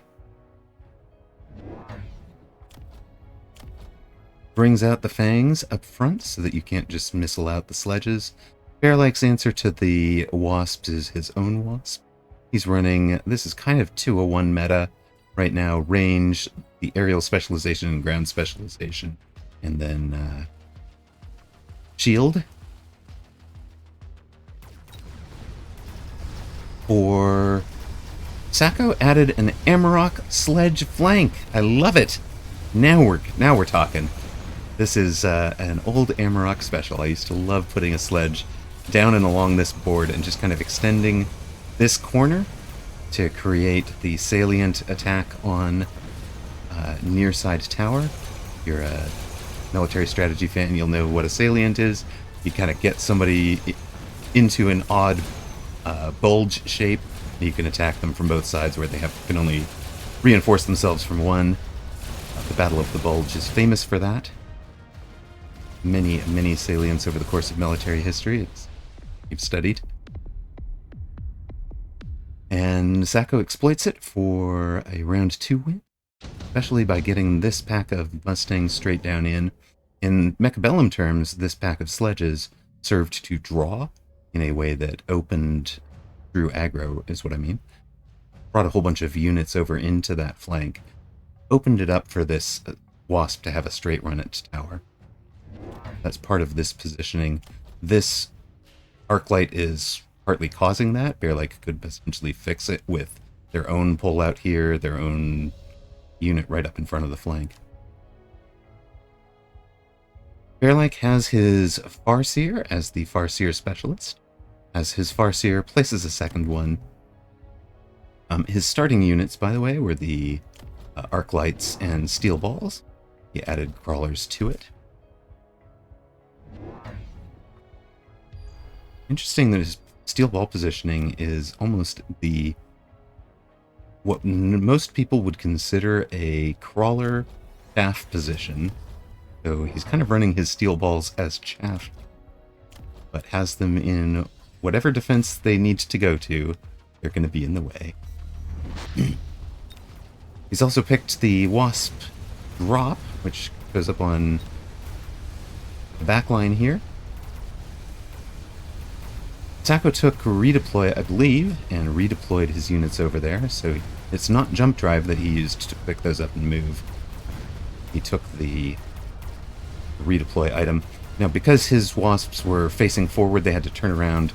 They didn't turn around until these Wasps arrived, and I think the pack has actually slightly more than one pack's worth of Wasps, so the way that they engage went to Bearlike. He had 4 Wasps survive, they took the tower. And that's enough to win him the round with the tower debuff. Sacco down to 2630. Bearlike at 3602. Sacco has the redeploy option available again. When you are in an attacking formation like this, it is great to have redeploy. You can take key units to move them around and create mismatches on various places. Baller, welcome back, says Toast94, thank you very much for the sub. Thank you, I appreciate it. I did call that out a little earlier, but Toast, if you're around, Baller says thank you. And Toast, let's see. Soja says, oh, okay, I've got 5 wins for +5 MMR. I'm glad wins are amplified in the tourney. Yeah. What did we get as our mobile beacon? We picked up this pack of crawlers and redeployed them somewhere. You can see at this point, Sacco's adding new sledge on the other side. He's extended the line. So he's got a full-on 6 sledge line, including sledge and crawler out here. These crawlers essentially to tank the Farseer. It's amazing. Baller. Sacco is not a unit. That is not how ban a unit works, man. So he tanked the initial Farseer shots with those crawlers let this new pack of sledges draw the steel balls, and gets through to tower. He's going to win from left to right.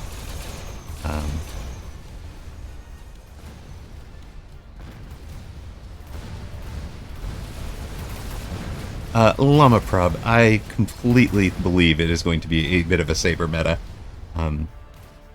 We will see how it develops, but that was my read of where the units were balanced coming off of the beta branch.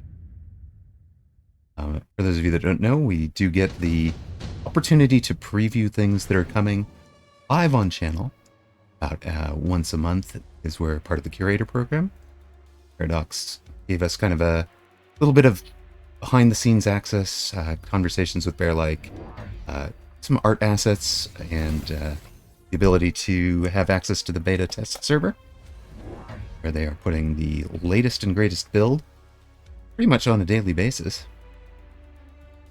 It's part of a nightly deploy process. We usually get to see that. It's very cool. It's very cool. I have now been forced we have forced a unit for Sacco. Okay.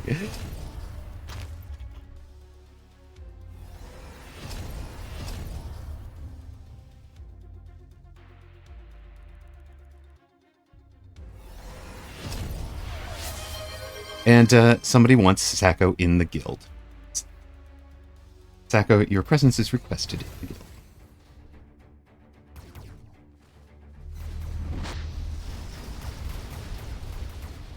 We have the same Bearlike summon this time.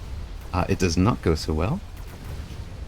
Sacco's wasps improved with the plus attack here, so they got back up to doing enough damage. I think maybe that wasn't the breakpoint there. These guys are, and Bearlike has gone for +2 off the tower for the attack. It's +2 is plus 36% to your attack. So he's getting the maximum value of damage out of his wasps, out of his many missile strike farseers. Finally gets tower over here. Have 2 hero wasps left. Go, hero wasps. You got this. It's only a level 2 overlord. They didn't take any damage from that first volley because the overlord's main guns are a missile, just like the Stormcaller. So it fired, and missile targeting, it talked about it earlier, goes towards where the unit is when you fire. So if it overshoots or the unit moves before it gets there, the unit is closing distance, it'll overshoot. If the unit moves quickly enough, and, wasps move quickly. The things they do. They tough to shoot. They don't have a guided missile. Students have a guided missile.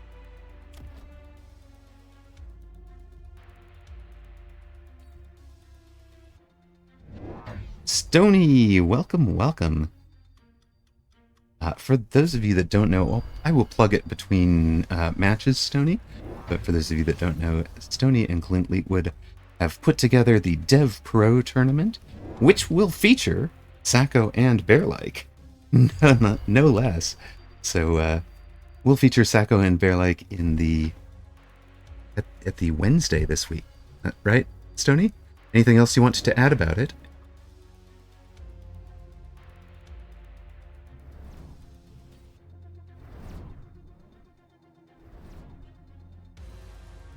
Stony is also a member of the curator program.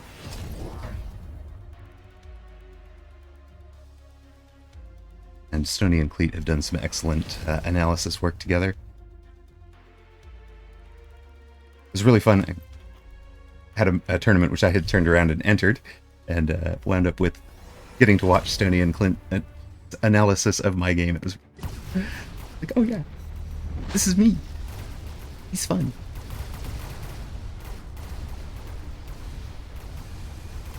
They are doing, or were doing, do you guys plan to do this all the time?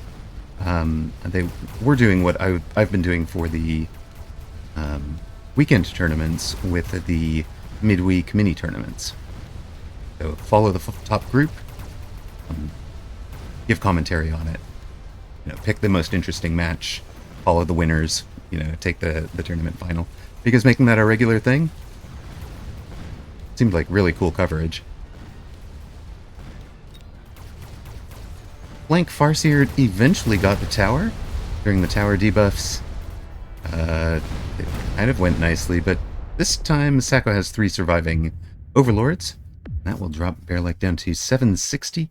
Sacco on the verge of banning Bearlike, as it were. Not banning, just knocking from contention for this particular type. And Bearlike does have the shiny new badge, the Weekend Tournament Asia badge. Sacco takes Rhino.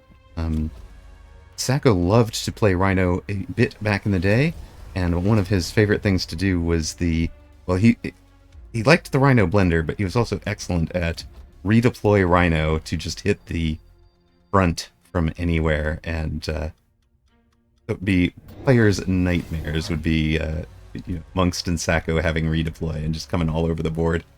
Rat too, by the way. I have my Rhino. Now my Rhino's over here. Now my Rhino's over here. Good night. High-level Rhino, extremely powerful for that play, but Sacco has sold it. More powerful to buy techs on the units you already have. Here the tech is Overlord Artillery and Mothership. He's also added shield on the Wasps and the creating 5 packs worth of, or 5 Mothership Overlords worth of Wasps here. Bearlike tried the call-in in the middle with the 2 flanks, and that pulled Sacco's flank defense Wasps apart, which got Bearlike to 1 tower. Bearlike is running ranged EMP Farseer, so this is a clever anti-Overlord play, and I've been wanting to see it in action.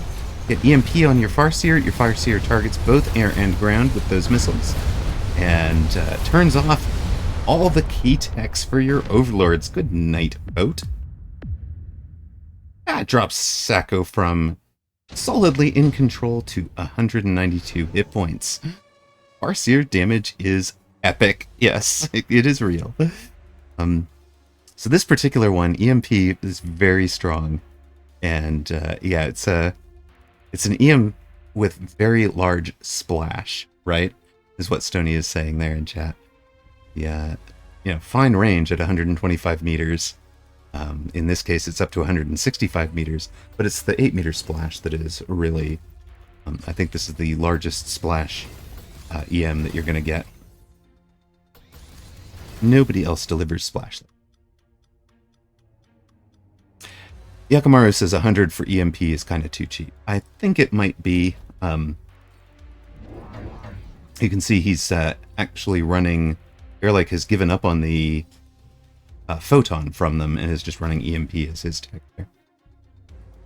For Sacco, you ignoring? No, okay, we're taking a new boat, presumably to deal with the worm flank. Yep. And we have a boat to deal with this flank.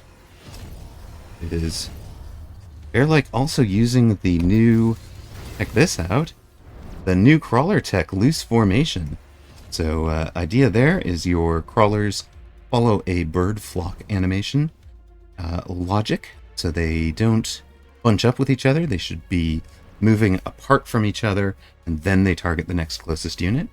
So you'll see them maintaining a halfway decent spacing, especially if you watch like this group. You can see them start to space out. It's not enough to survive a sentry missile right off of rip, but this group coming in is going to do much better. It is horrible for Arclight. Arclight is really not going to be the meta in this particular one. Because it just utterly changed the time to kill for a single Arclight versus a single pack of crawlers. Here, the many shielded wasps tanking a whole bunch of the Farseer shots, but that far right Overlord that handled the Wasp, or handled the Worm, arrives in time to distract, but not in time to defeat. And Bearlike's Farseer defense, it was not spamming 11 of them, it was spamming... this is a Sabertooth, so it's 1, 2, 3, 4, 5, 6 of them with extra levels. And it took range and anti-air on the Wasps. So that was kind of his answer to the Shield Wasps. We know ranged anti-air Wasps do beat Shield Wasps overall. So here we go. Bearlike through to the semifinals.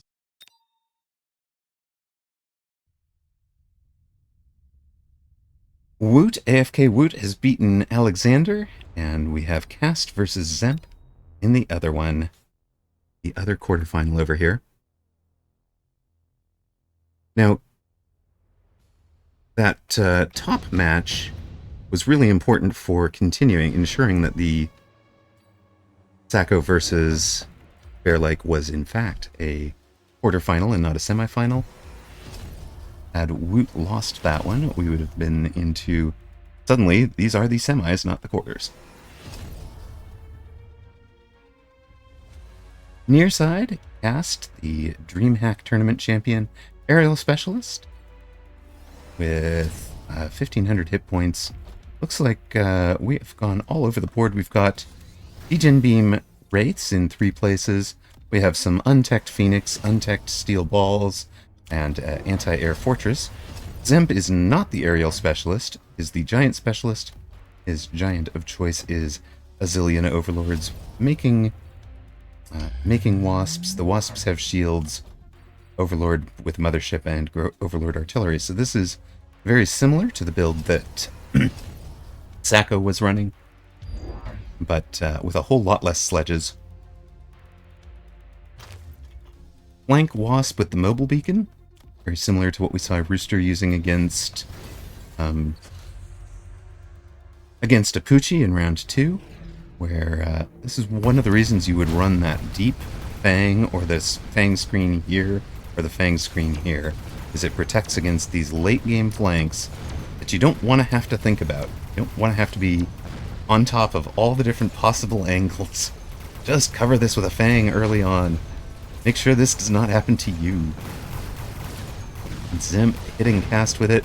Now, during the tower debuff, all of a sudden these overlords weren't winning. Now they are.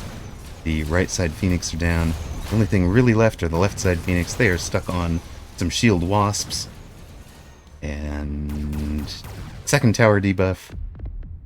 4 surviving overlords is enough to knock Cast out of contention. Dzemp into the semifinals. 2320 MMR, sir. Very nicely done.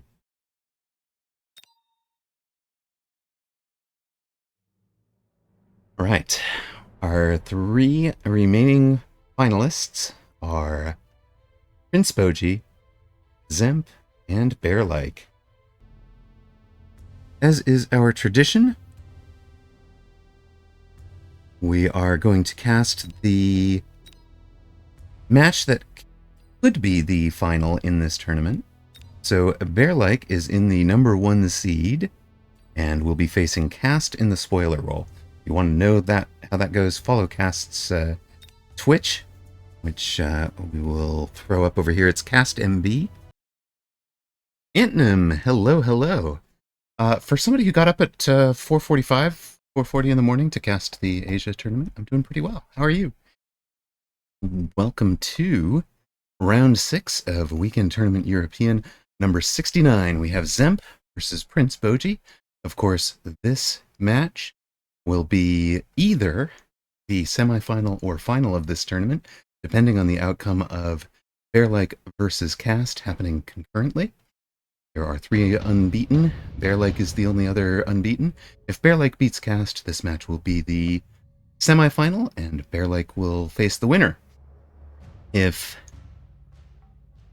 Cast can beat Bearlike in the spoiler role, then the winner of this match will be the champion. Dzemp came 6th in the Asia tournament this morning. Evening in Asia. Morning here in California.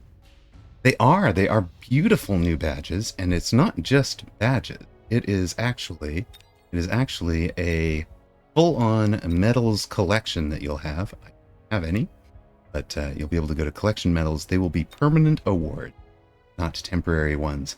Woot, a Farseer specialist, coming out with marksman and sledgehammer. Puts his sledges and marksman up front. I was watching his stream earlier today. He was running the sledges in a vertical formation in attack, and joked that if I saw him doing that in tournament, I was going to call it out, like, oh my god, I've seen this in forever. Hey, kiddo. I have not seen it in tournament. Note, he is running. Yeah. My son, whenever,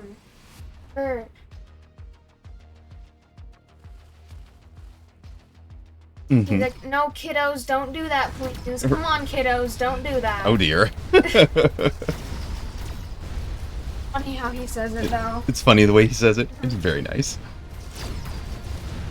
So, Woot, Prince Bojji coming out on the aggro formation outside, vertical fangs, horizontal sledges, backed up by the 3 marksmen. The reason for this, the fangs, of course, are your chaff. You want them to take the first hits from whatever single targets your opponents have.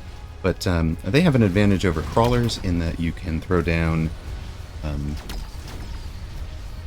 can throw Fang Shield on them. Now, that used to be much more viable when Fang Shield was a lot cheaper.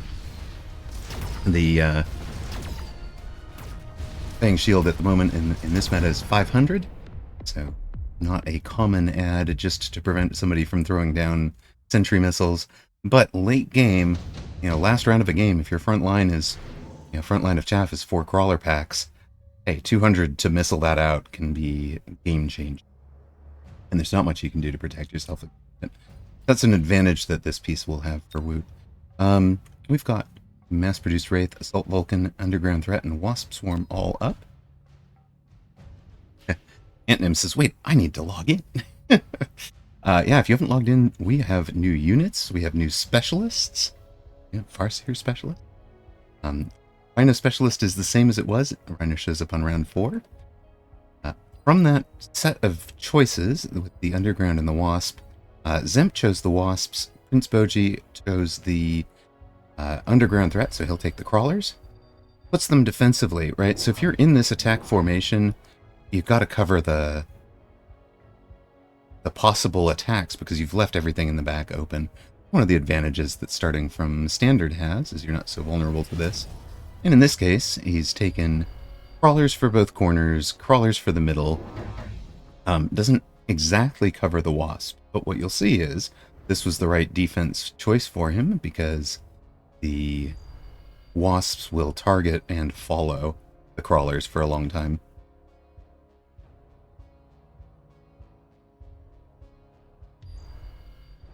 Dzemp is changing his mind about where to put them. So the Wasps are now over here. They have been in the middle. They have been on the left. Finally decides to finalize on it. And might have guessed wrong because this is the side that Woot has a Sentry Missile. So Sentry Missile takes out the pack of Wasps. You can see they were tracking on the Crawlers. And now Dzemp is in the, hey, I have late arriving Crawlers from both sides. I have late arriving Crawlers in the middle from that call-in. And cleaned up over here is going to sweep from right to left. It is the design of that sledge attack that both Sacco and Woot are running here.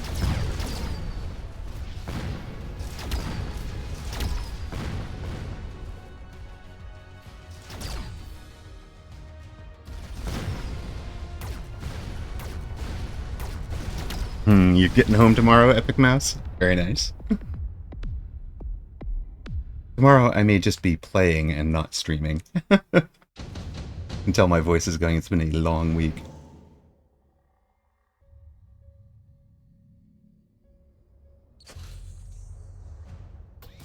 Heavy armor for Prince Bojji.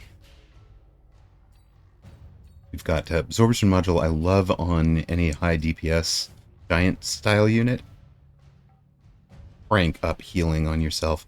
Anti-interference is really interesting. It's the most common thought is, hey, this is immunity to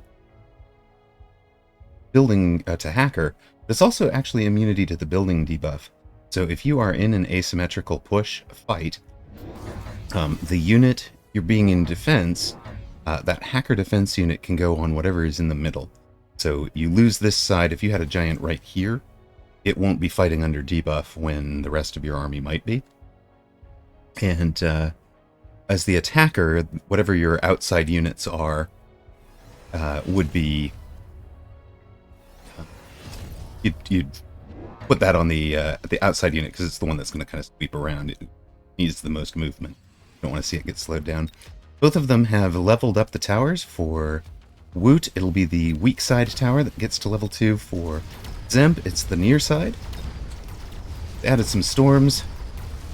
So let's throw down some artillery on top of the tanks.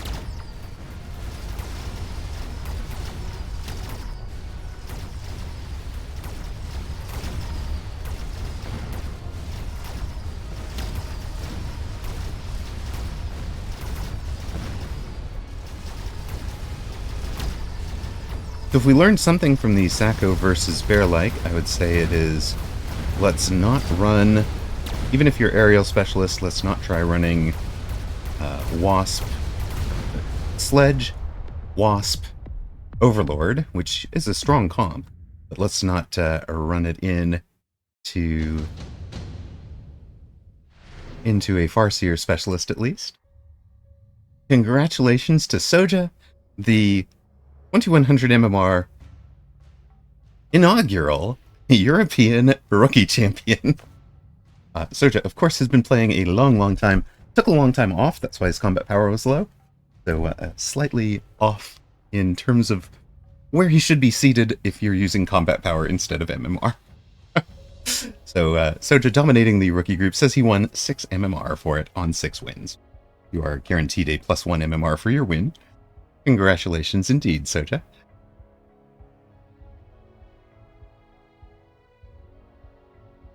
Now, you guys know my stance on smurfing. Soja, I have been teasing gently about it, but it is in no means, it really is his main account that he was on. It's his big named account. Like, it's not I smurfed to try and get down into a bottom group. This is just exactly how the seeding system worked for it.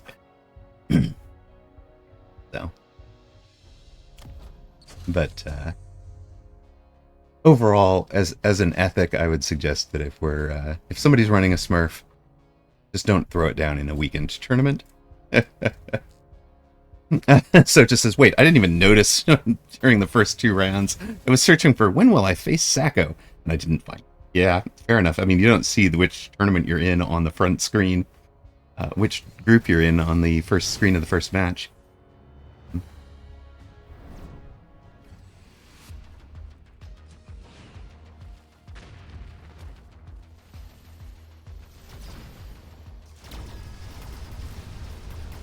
It is visible, but it's not super highlit, if that makes sense. The things that stand out to you are not what you've got.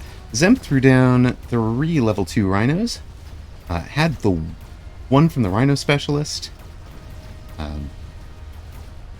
Had the pair from the drop, right? Woot took the drop himself, puts them off in the corner.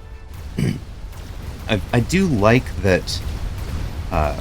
I think a level 2 rhino on round 4 is a fair drop, and it's where the rhino specialist got that drop as well. So I kind of like the idea of the rhino specialist. There being a guarantee that the rhino specialist's round 4 rhino, or if we move it to round 3, there should be kind of a guarantee that it's the same. It's the strongest rhino on the board, or equivalent to the strongest rhino on the board. So, fun here. Dzemp threw down. They threw down the heavy armor on one, and was able to head-to-head beat the Prince Bojji rhino here and get towers. Prince Bojji's, or Woot's rhino in the corner. gets out there. But yes, Woot is 3,700 down and has Dzemp down to 1848. This is going poorly for the Rhino Specialist. Woot sells out of the corner Rhino, I believe. Okay. Pulled out of this. Pulled out of it. Dzemp has to cover it. He doesn't know that that's been sold yet. And he has to cover this corner. So he's sold out of the heavy armor Rhino here. Goes with the Launcher Overload as his answer to this Rhino threat that he's facing. For Woot on the opposite side, it's, hey, I'm going to throw down Overlords. So he looks at this and kind of guessed, I think, that it was going to be Launcher Overload instead of Overlord Artillery as the answer. He's going with his Overlords, and his Overlords will now outrange Dzemp's.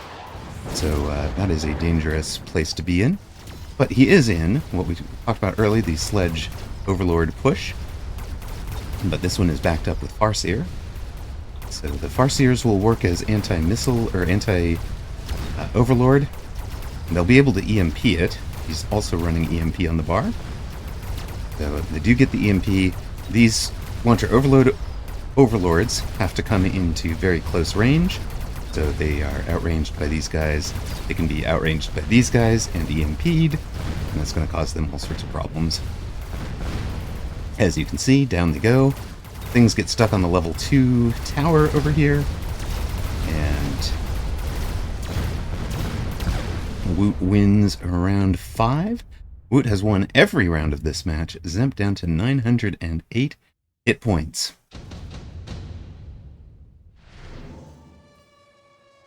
Level 5 Saber for Dzemp. Got Fort, Scorpion, Wraith, and Saber available. Dzemp went straight for the Saber. This is good cash money. If you turned around and sold it, it's 550 profit. The Scorpion would have been 600 profit, so this is not a for-profit move. Because the Scorpion is 600 cost minus free. This guy is 600 cost minus 50. 600 cost minus 150 if you were looking around. Or Sabertooth is the best sell value in a lot of cases. And it looks like, hold up, did you both take the Saber and sell it? So that you would have the Saber and the Saber couldn't show up later?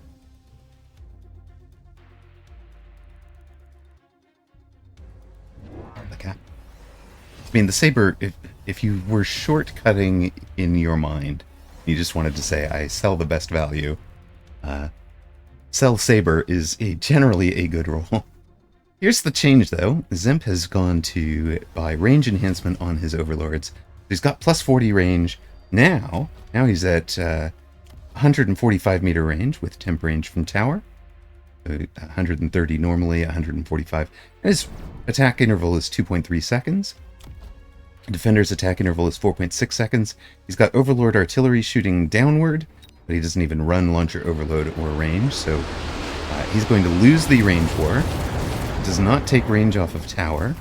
The range item from this guy isn't even on the board, so Prince Bojji, Woot is not trying to win a range war. That is going to cost him in a Overlord versus Overlord head-to-head. And in fact, at 145 meters, these guys outrange even the Farseers. Farseers are EMP Farseers, so once they shoot, they do slow down the... once they're in range, they slow down the rate of fire. It gets you a win on the right for Woot, power debuff on the left, and Dzemp, 907 more hit points than he needed to start stabilizing. Turns it around, drops Prince Bojji down to 3036.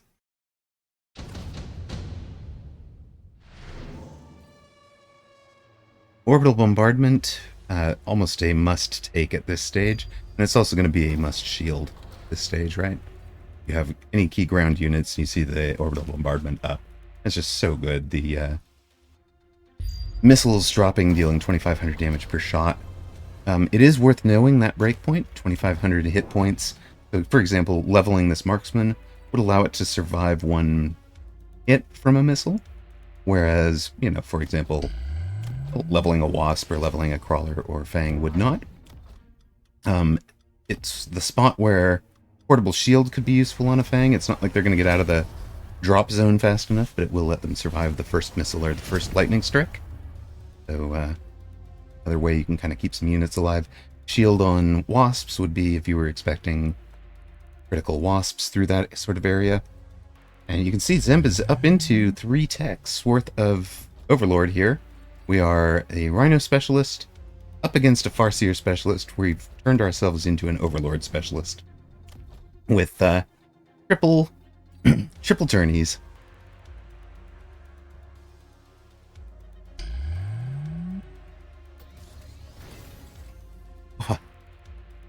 Mr. Limbo says, I know the feeling. The entire day has felt like, hey, you lost the starting pack lottery. Have fun trying not to get tempoed out in 5 to 6 rounds. And once I was more lucky, I started throwing games on my own, so I ended with an 8-game losing streak. Hey, that's where I was on Wednesday. I managed, what did I manage? I managed a 1-9 streak where the 1 is by opponent disconnecting. Epic. But I turned it around when I entered the Wednesday evening mini tournament. So, a key part of winning last round for Dzemp was having the chaff out in front with the wasps. They got destroyed early by the Overlord strikes. This time out, both players are producing wasps, so goodness, this tower timing is terrible for Prince Bojji. Oh no. Dzemp does a good 1,200 damage, drops Prince Bojji down to 1840. Dzemp had this under control all along, right? So just as Bearlike is crushing it, did he win his against cast?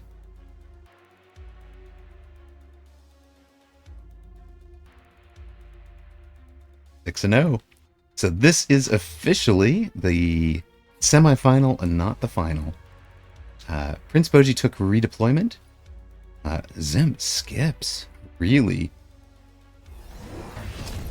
Genetic, congratulations. Just broke the 2000 MMR barrier. First time. Well done. And says I should get a medal too. Very nice.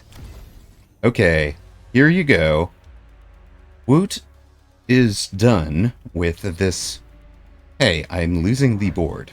Quick redeployment so that he can redeploy something that is not a Overlord. Whatever the key unit is. So in this case, I think it was the armored sledges got redeployed from this side to the other side. It goes ahead and drops the missile on the annoying, not the Overlord, the annoying Stormcallers. Anyways,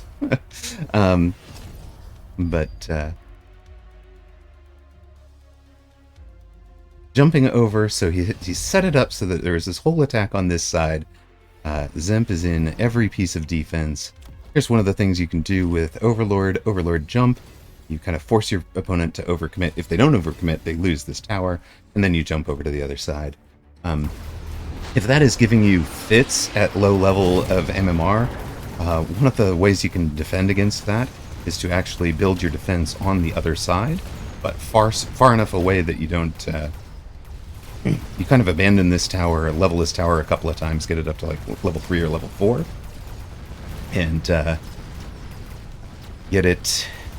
the guy can take this tower, but then loses when he has to engage from right to the left, because you have more techs available than he does that count towards the fight. In this case, Dzemp did not do that, and you can see the result. Goodness, the level 3 tower actually survived the Mobile Beacon Wasps. Mobile Beacon went all the way from the corner to this corner. But Prince Bojji will win this and earn the right to face Bearlike in the finals for the first ever weekend tournament European badge. Good luck, and Prince Bojji beats Dzemp with the Jump Drive Wasp our jump drive overlord strategy. Dzemp's corner flank basically ignored by Woot, who just leveled up the Farside Research Center to level 3. 60,000 hit points. That's a lot of rounds. It is. That's a lot of boats. Yes, there is another round, Genetic. Very nice. And again, he was losing head-to-head on this front. This is not a bad choice, right? And it's not just a cheese play. It's a planned, strategic, I'm going to get you to overcommit to the defense.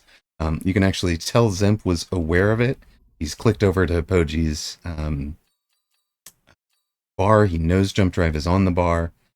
So he's not in a hyper-clustered and super out in front of this tower. He's kind of spread so that he's getting engagements all around the corner. He's got all the angles covered. But these guys need to face... Well, they wind up facing the might of the Prince Bojji Armada on tower debuff as it works from left to right. Whooshoa. All right, we have a final. Let's come back to give our attention to the two who are unbeaten.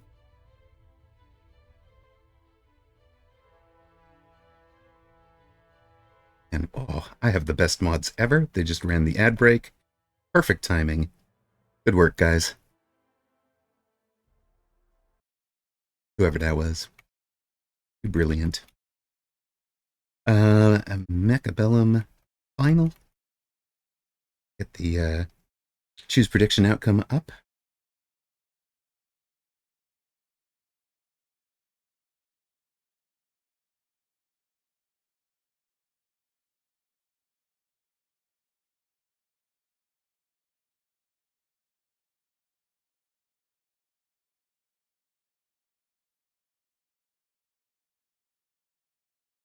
There you go. Channel point predictions are up for the final. You've got 5 minutes. Wait and see what their starting specialists are, what their deployments are. You can do that. If you just want to back somebody, go ahead and do it now.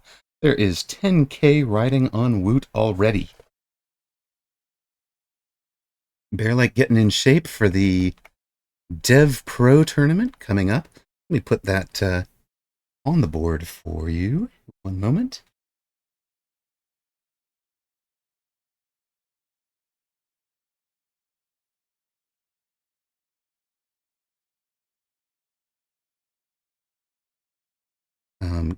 Have the right window go. Here we go. This, well, sort of the right one. Yeah. There we go. Dev Pro Tournament is coming up on September 4th at 9 p.m. Eastern, 6 p.m. Pacific. Hosted by Flint, Leetwood, and Stoney. With broadcasts on Apooche, Amaroq's, Pastor Drewski, and DRN's channels, featuring Bearlike, Miasim, Crazy Fish, Hello, Sacco, Steelsane, Dzemp, and Dachshund. So, welcome to the final of the weekend tournament European number 69. One of these two players will win the first ever European badge. You've got Bearlike, the game's developer, the 22nd place finisher in the Asia tournament this morning, up against AFK Woot, playing under the name Prince Bojji, and streaming live on Twitch right now. Woot has started as a giant specialist with a tarantula crawler start, places them in a kind of a deep L. A little bit adjusting his positions now. I kind of like this for a medium, early medium chaff and a late medium chaff. We saw when Apooche ran that, he went ahead and put some early chaff up right away. Woot is doing this a little bit differently. He's likely to buy his earliest chaff and put it on the very front line next round. Yeah, he's going to put these guys deep, right? So he's got his early. Oh, there is one early. A early medium, late medium, and late crawlers. So boom, boom, boom, boom. Bearlike is a nearside blue, a marksman specialist, with Stormcaller and Arclight. Added a pair of crawlers. So a very traditional formation, kind of expecting, it looks like, very much expecting the Tarantula aggro. Wasn't sure which side it was going to come from. If I run a Stormcaller defense against Tarantula aggro, I'm going to put the Storms 3 inside of tower, so that they're a little bit closer to engaging the other side. Bearlikes, they're close enough that they did get engaged. They got pulled. But if you are too far outside, and Bearlike was very far outside, you can be susceptible to the opponent failed to pull me. My Stormcaller goes off after tower. Bearlike wins it. Drops Woot to 3946. Bearlike chose the higher hit point starting pack, right? So starting pack, German's hit points, and Bearlike's are 4800. Dzemp down to, well, he started at like 4200. Sorry, not Dzemp. Prince Bojji. Farsight started at 4200. He's down to 3950 or so. He takes the heavy armor. Improved War Factory can be game-changing. Mass-produced melter can be tough to keep up with, but of course you lose the melter mirror. And Bearlike goes into the heavy armor as well. I am still tempted to try, I haven't done it yet, a giant specialist mass melter game. In the new patch, I want to see how that goes. Just start spamming them out there. If you can get a senior manufacturing specialist, now named the Efficient Giant Manufacturing, with the new art, it's gorgeous. Love the new art style. Then you can get a melter for 250. It's just ridiculous. Yes, I buy melters. You buy what? Sledges. Woot has gone for a flank wasp.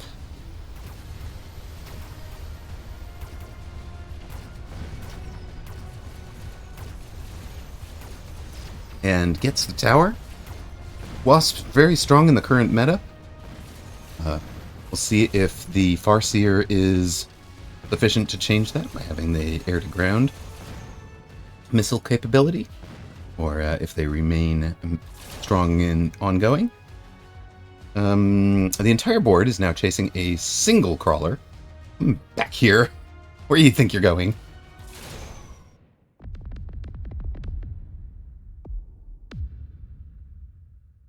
Ooh, so it would be multi-beam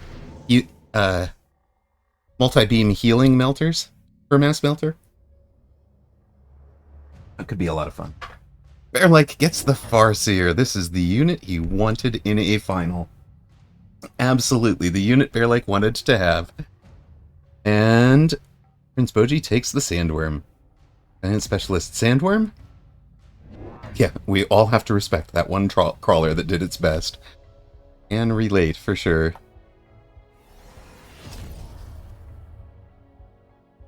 Sir Slimo said, I wanted to see that crawler point itself upwards and jump.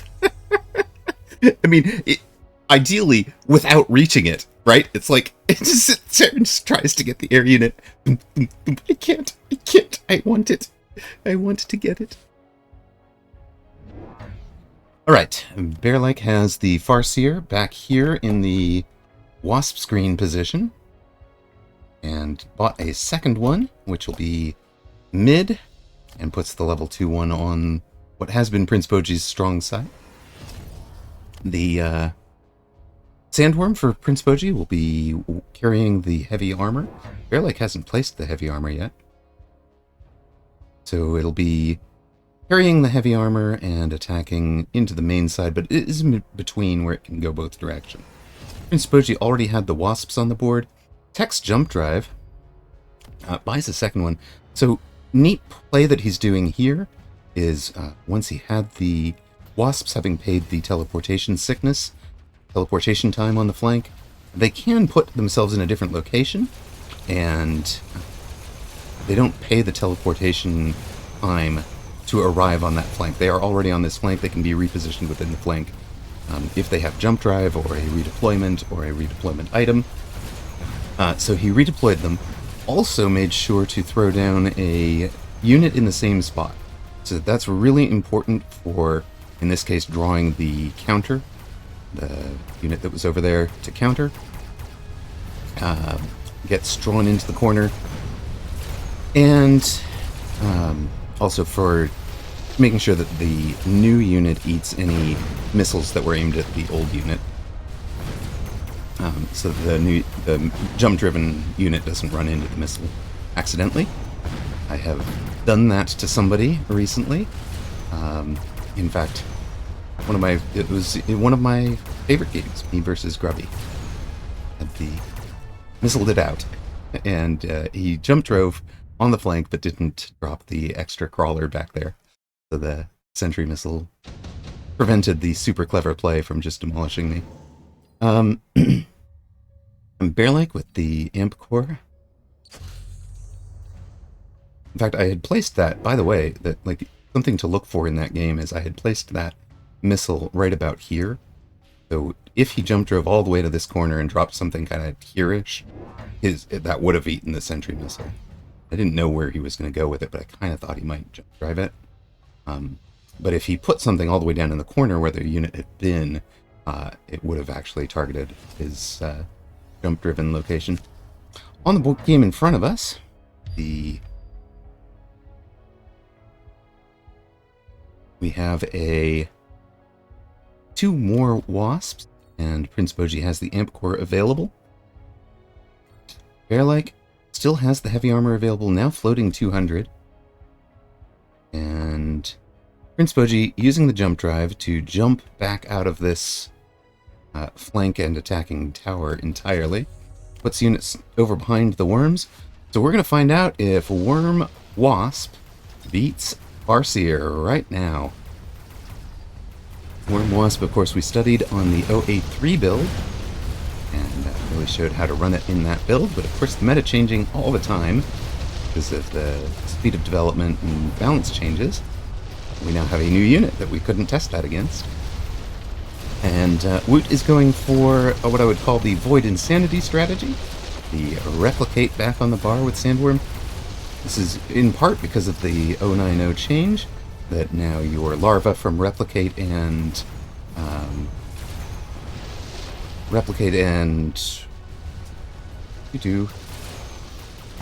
you know the ones. The one on death.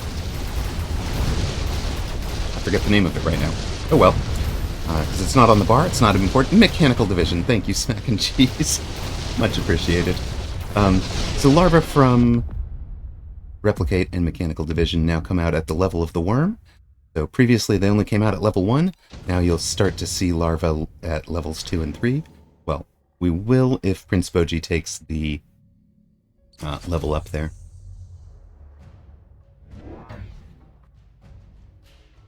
God, goodness, this is a collection, isn't it?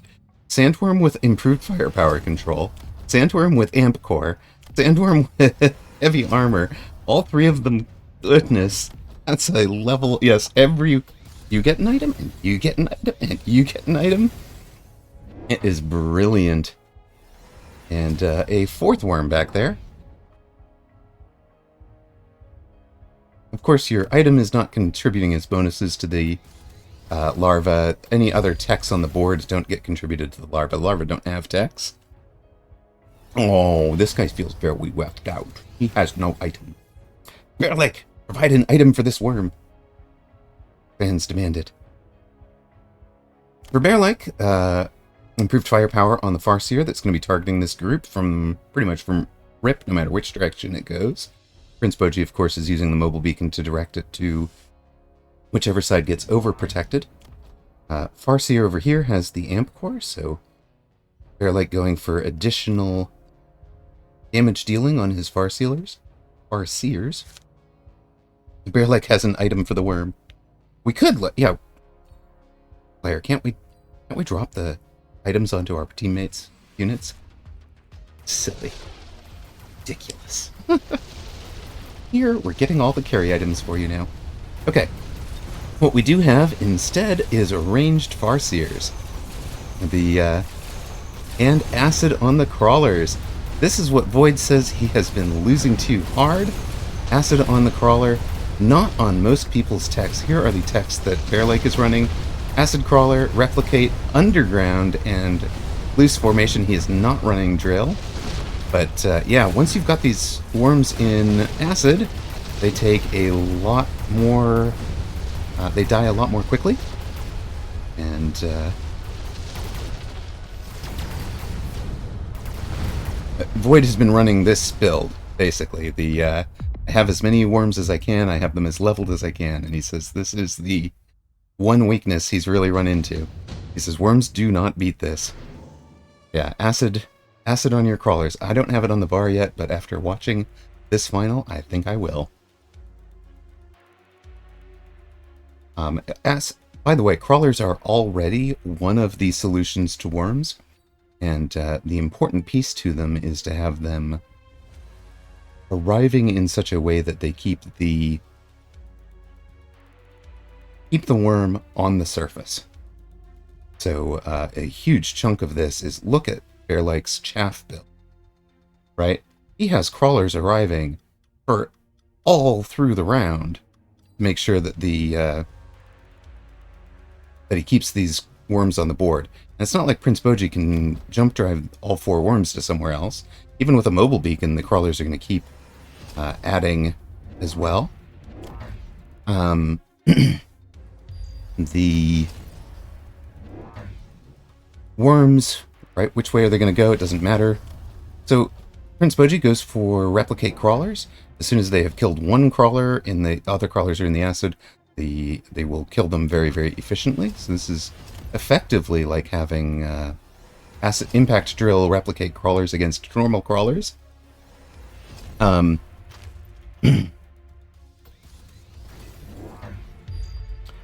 Sir Limbo, Overlord Photon actually arrives just late enough that the worm gets underground with the new animation speed, I believe. We can check that, right? Bearlike has not yet pressed Farseer EMP. It's there on the bar when he thinks he needs it for Prince Bojji.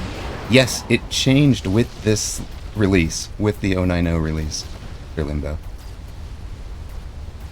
You can see the replicate crawlers, actually a really solid answer. They're forcing... they're doing a lot of good work. Eventually, the Arclights and Farseers catch up. You've got acid on the ground. These guys are taking extra damage. The worms are getting to tower now. The acid arrives. The acid does not arrive. The acid has been slowed by tower debuff. The acid arrives, and now the worm goes down. There we go. Bearlike showing how to defend against one of the super strong meta builds right now. This worm aggro is good, but not unbeatable. Here's one of the good solutions to it. We get a unit reinforcement pack, Sabretooth, Fire Badger, Sledge, and Rhino.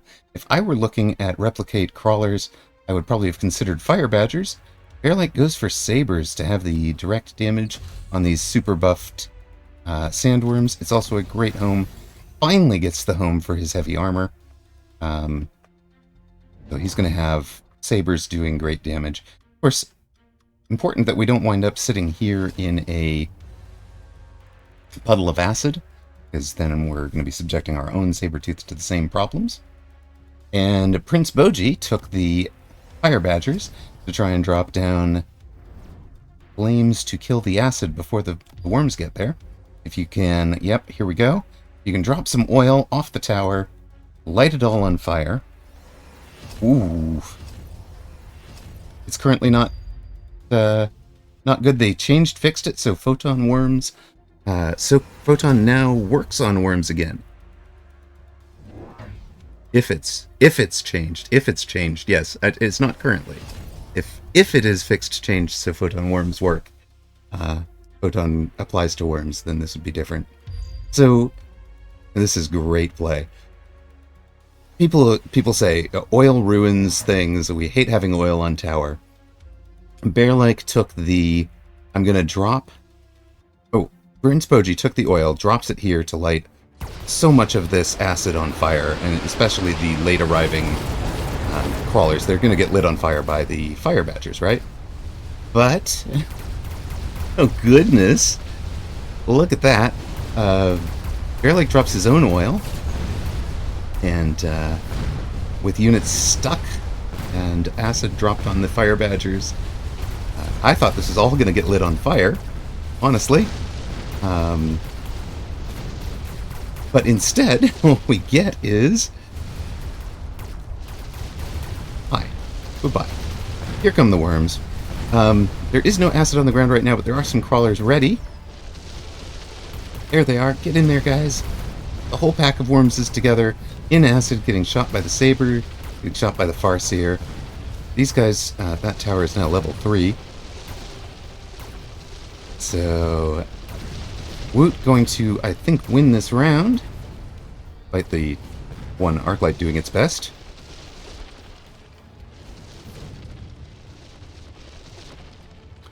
Does acid cover oil and put out fire? No, I wish it. I wish that it actually worked. Yeah. But no, it does not. Jump scare worms.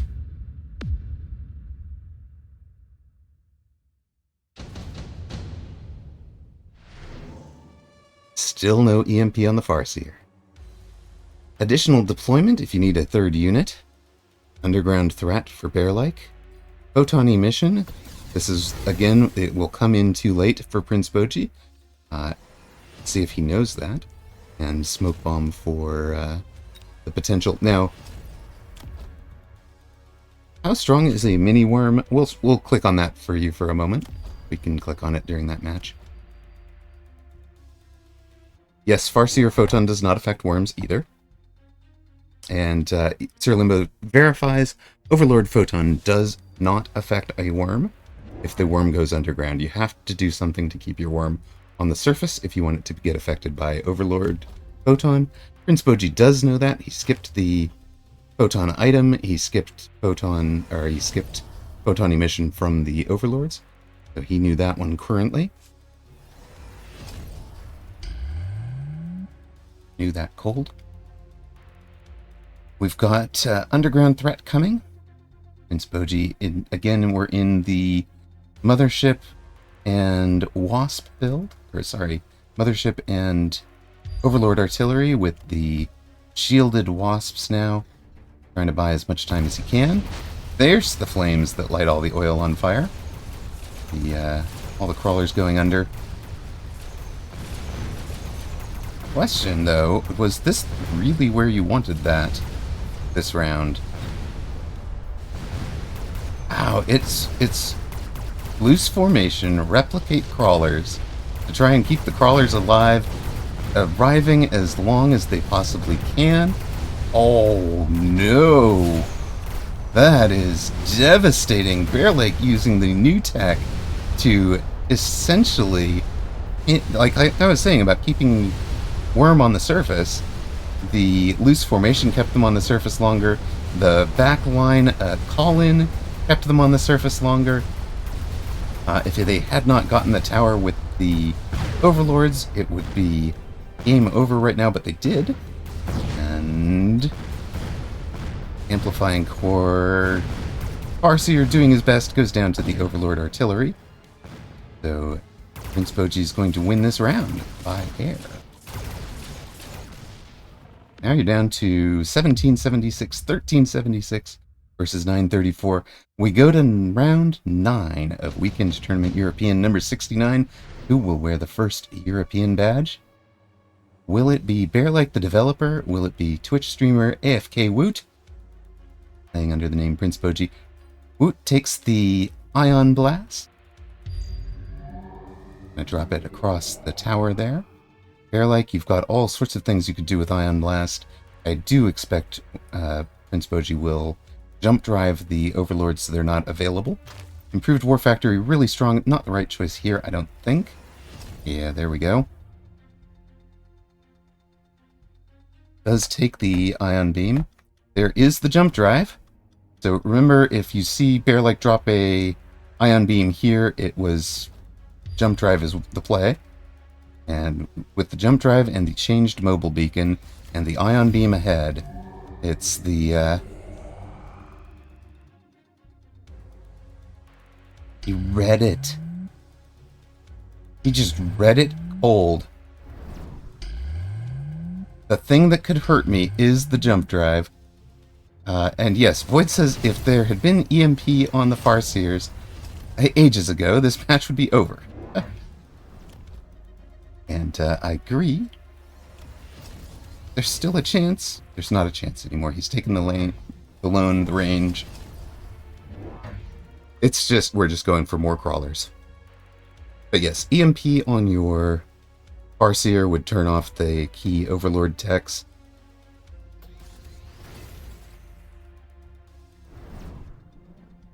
Shielded against the ion beam nicely. Guessed where things go, then placed this guy wrong, I think. Or is it right? It's wrong. The Overlords did not get into the ion beam. Came so close to getting that 100% right. And then placed his own crawler here to change the pull. Without any units on the left side, though. Goodness, this group gets into tower. And with the range on Farseer and a low-level tower there, it's a lot of damage dealt. Note that the worms have all died in the acid. We're going to get a lot of chaff. Doing up a lot of shots from the Overlords. The Overlords do kill the last Farseer. There's 1,600 showing. Woot! Prince Bojji is your European Weekend Tournament champion. Wins the first European Weekend Tournament champion badge. Winner of Weekend Tournament 69. Congratulations! Well done. And Bearlike, tremendous run. 6-0. Really showing us what to do on the board, right up until not clicking EMP on the Farseers. Would have won that one with it, I think, because of the slowing them down, turning off the Overlord artillery. And, yeah, tough to do. Void says, Bearlike, paid actor. He's good enough to win tourneys, clearly, and plays his own game a lot. You can catch him on Play Mechabellum if you don't know. And Toast, thank you for the gift sub given to Genetic. We are going to call out the Play Mechabellum channel. I did want to point out we've been invited to cast a 4 cash money prize tournament on the celebrating the launch of Mechabellum. Launch is scheduled for September 26th. We have that. We will have a tournament announcement, I think, during the month of September here. You know, Paradox wanted to have great art for it, have that, and announce the prize, the tournament, tournament name, all of that stuff. But one of the cool things is I do get to co-cast. I get to cast, simulcast, I guess I should say, to both my channel and the Play Mechabellum channel, and to the Paradox Steam channel, or the Mechabellum Steam channel. It's going to be a lot of fun. I really look forward to it. Hope you guys enjoy it. I'm super excited to be invited to do it. Let us kick back out. Congratulations. Here's our tournament final.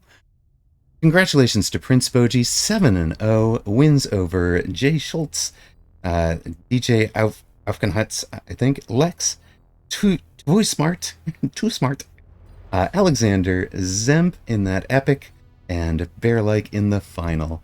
Congratulations, winning the first Weekend Tournament European Championship badge. Bearlike comes runner-up, second place, Dzemp third, Gotius Prime fourth, Genetic fifth. Congratulations to you guys, particularly Woot. Cast, Too Smart, Rooster, Alexander, and Blingley rounding out the top 10. Nicely done, guys. 11th through 20th and 21 through 30 will get your name in lights. And we'll spare the blushes of those that got knocked out further down.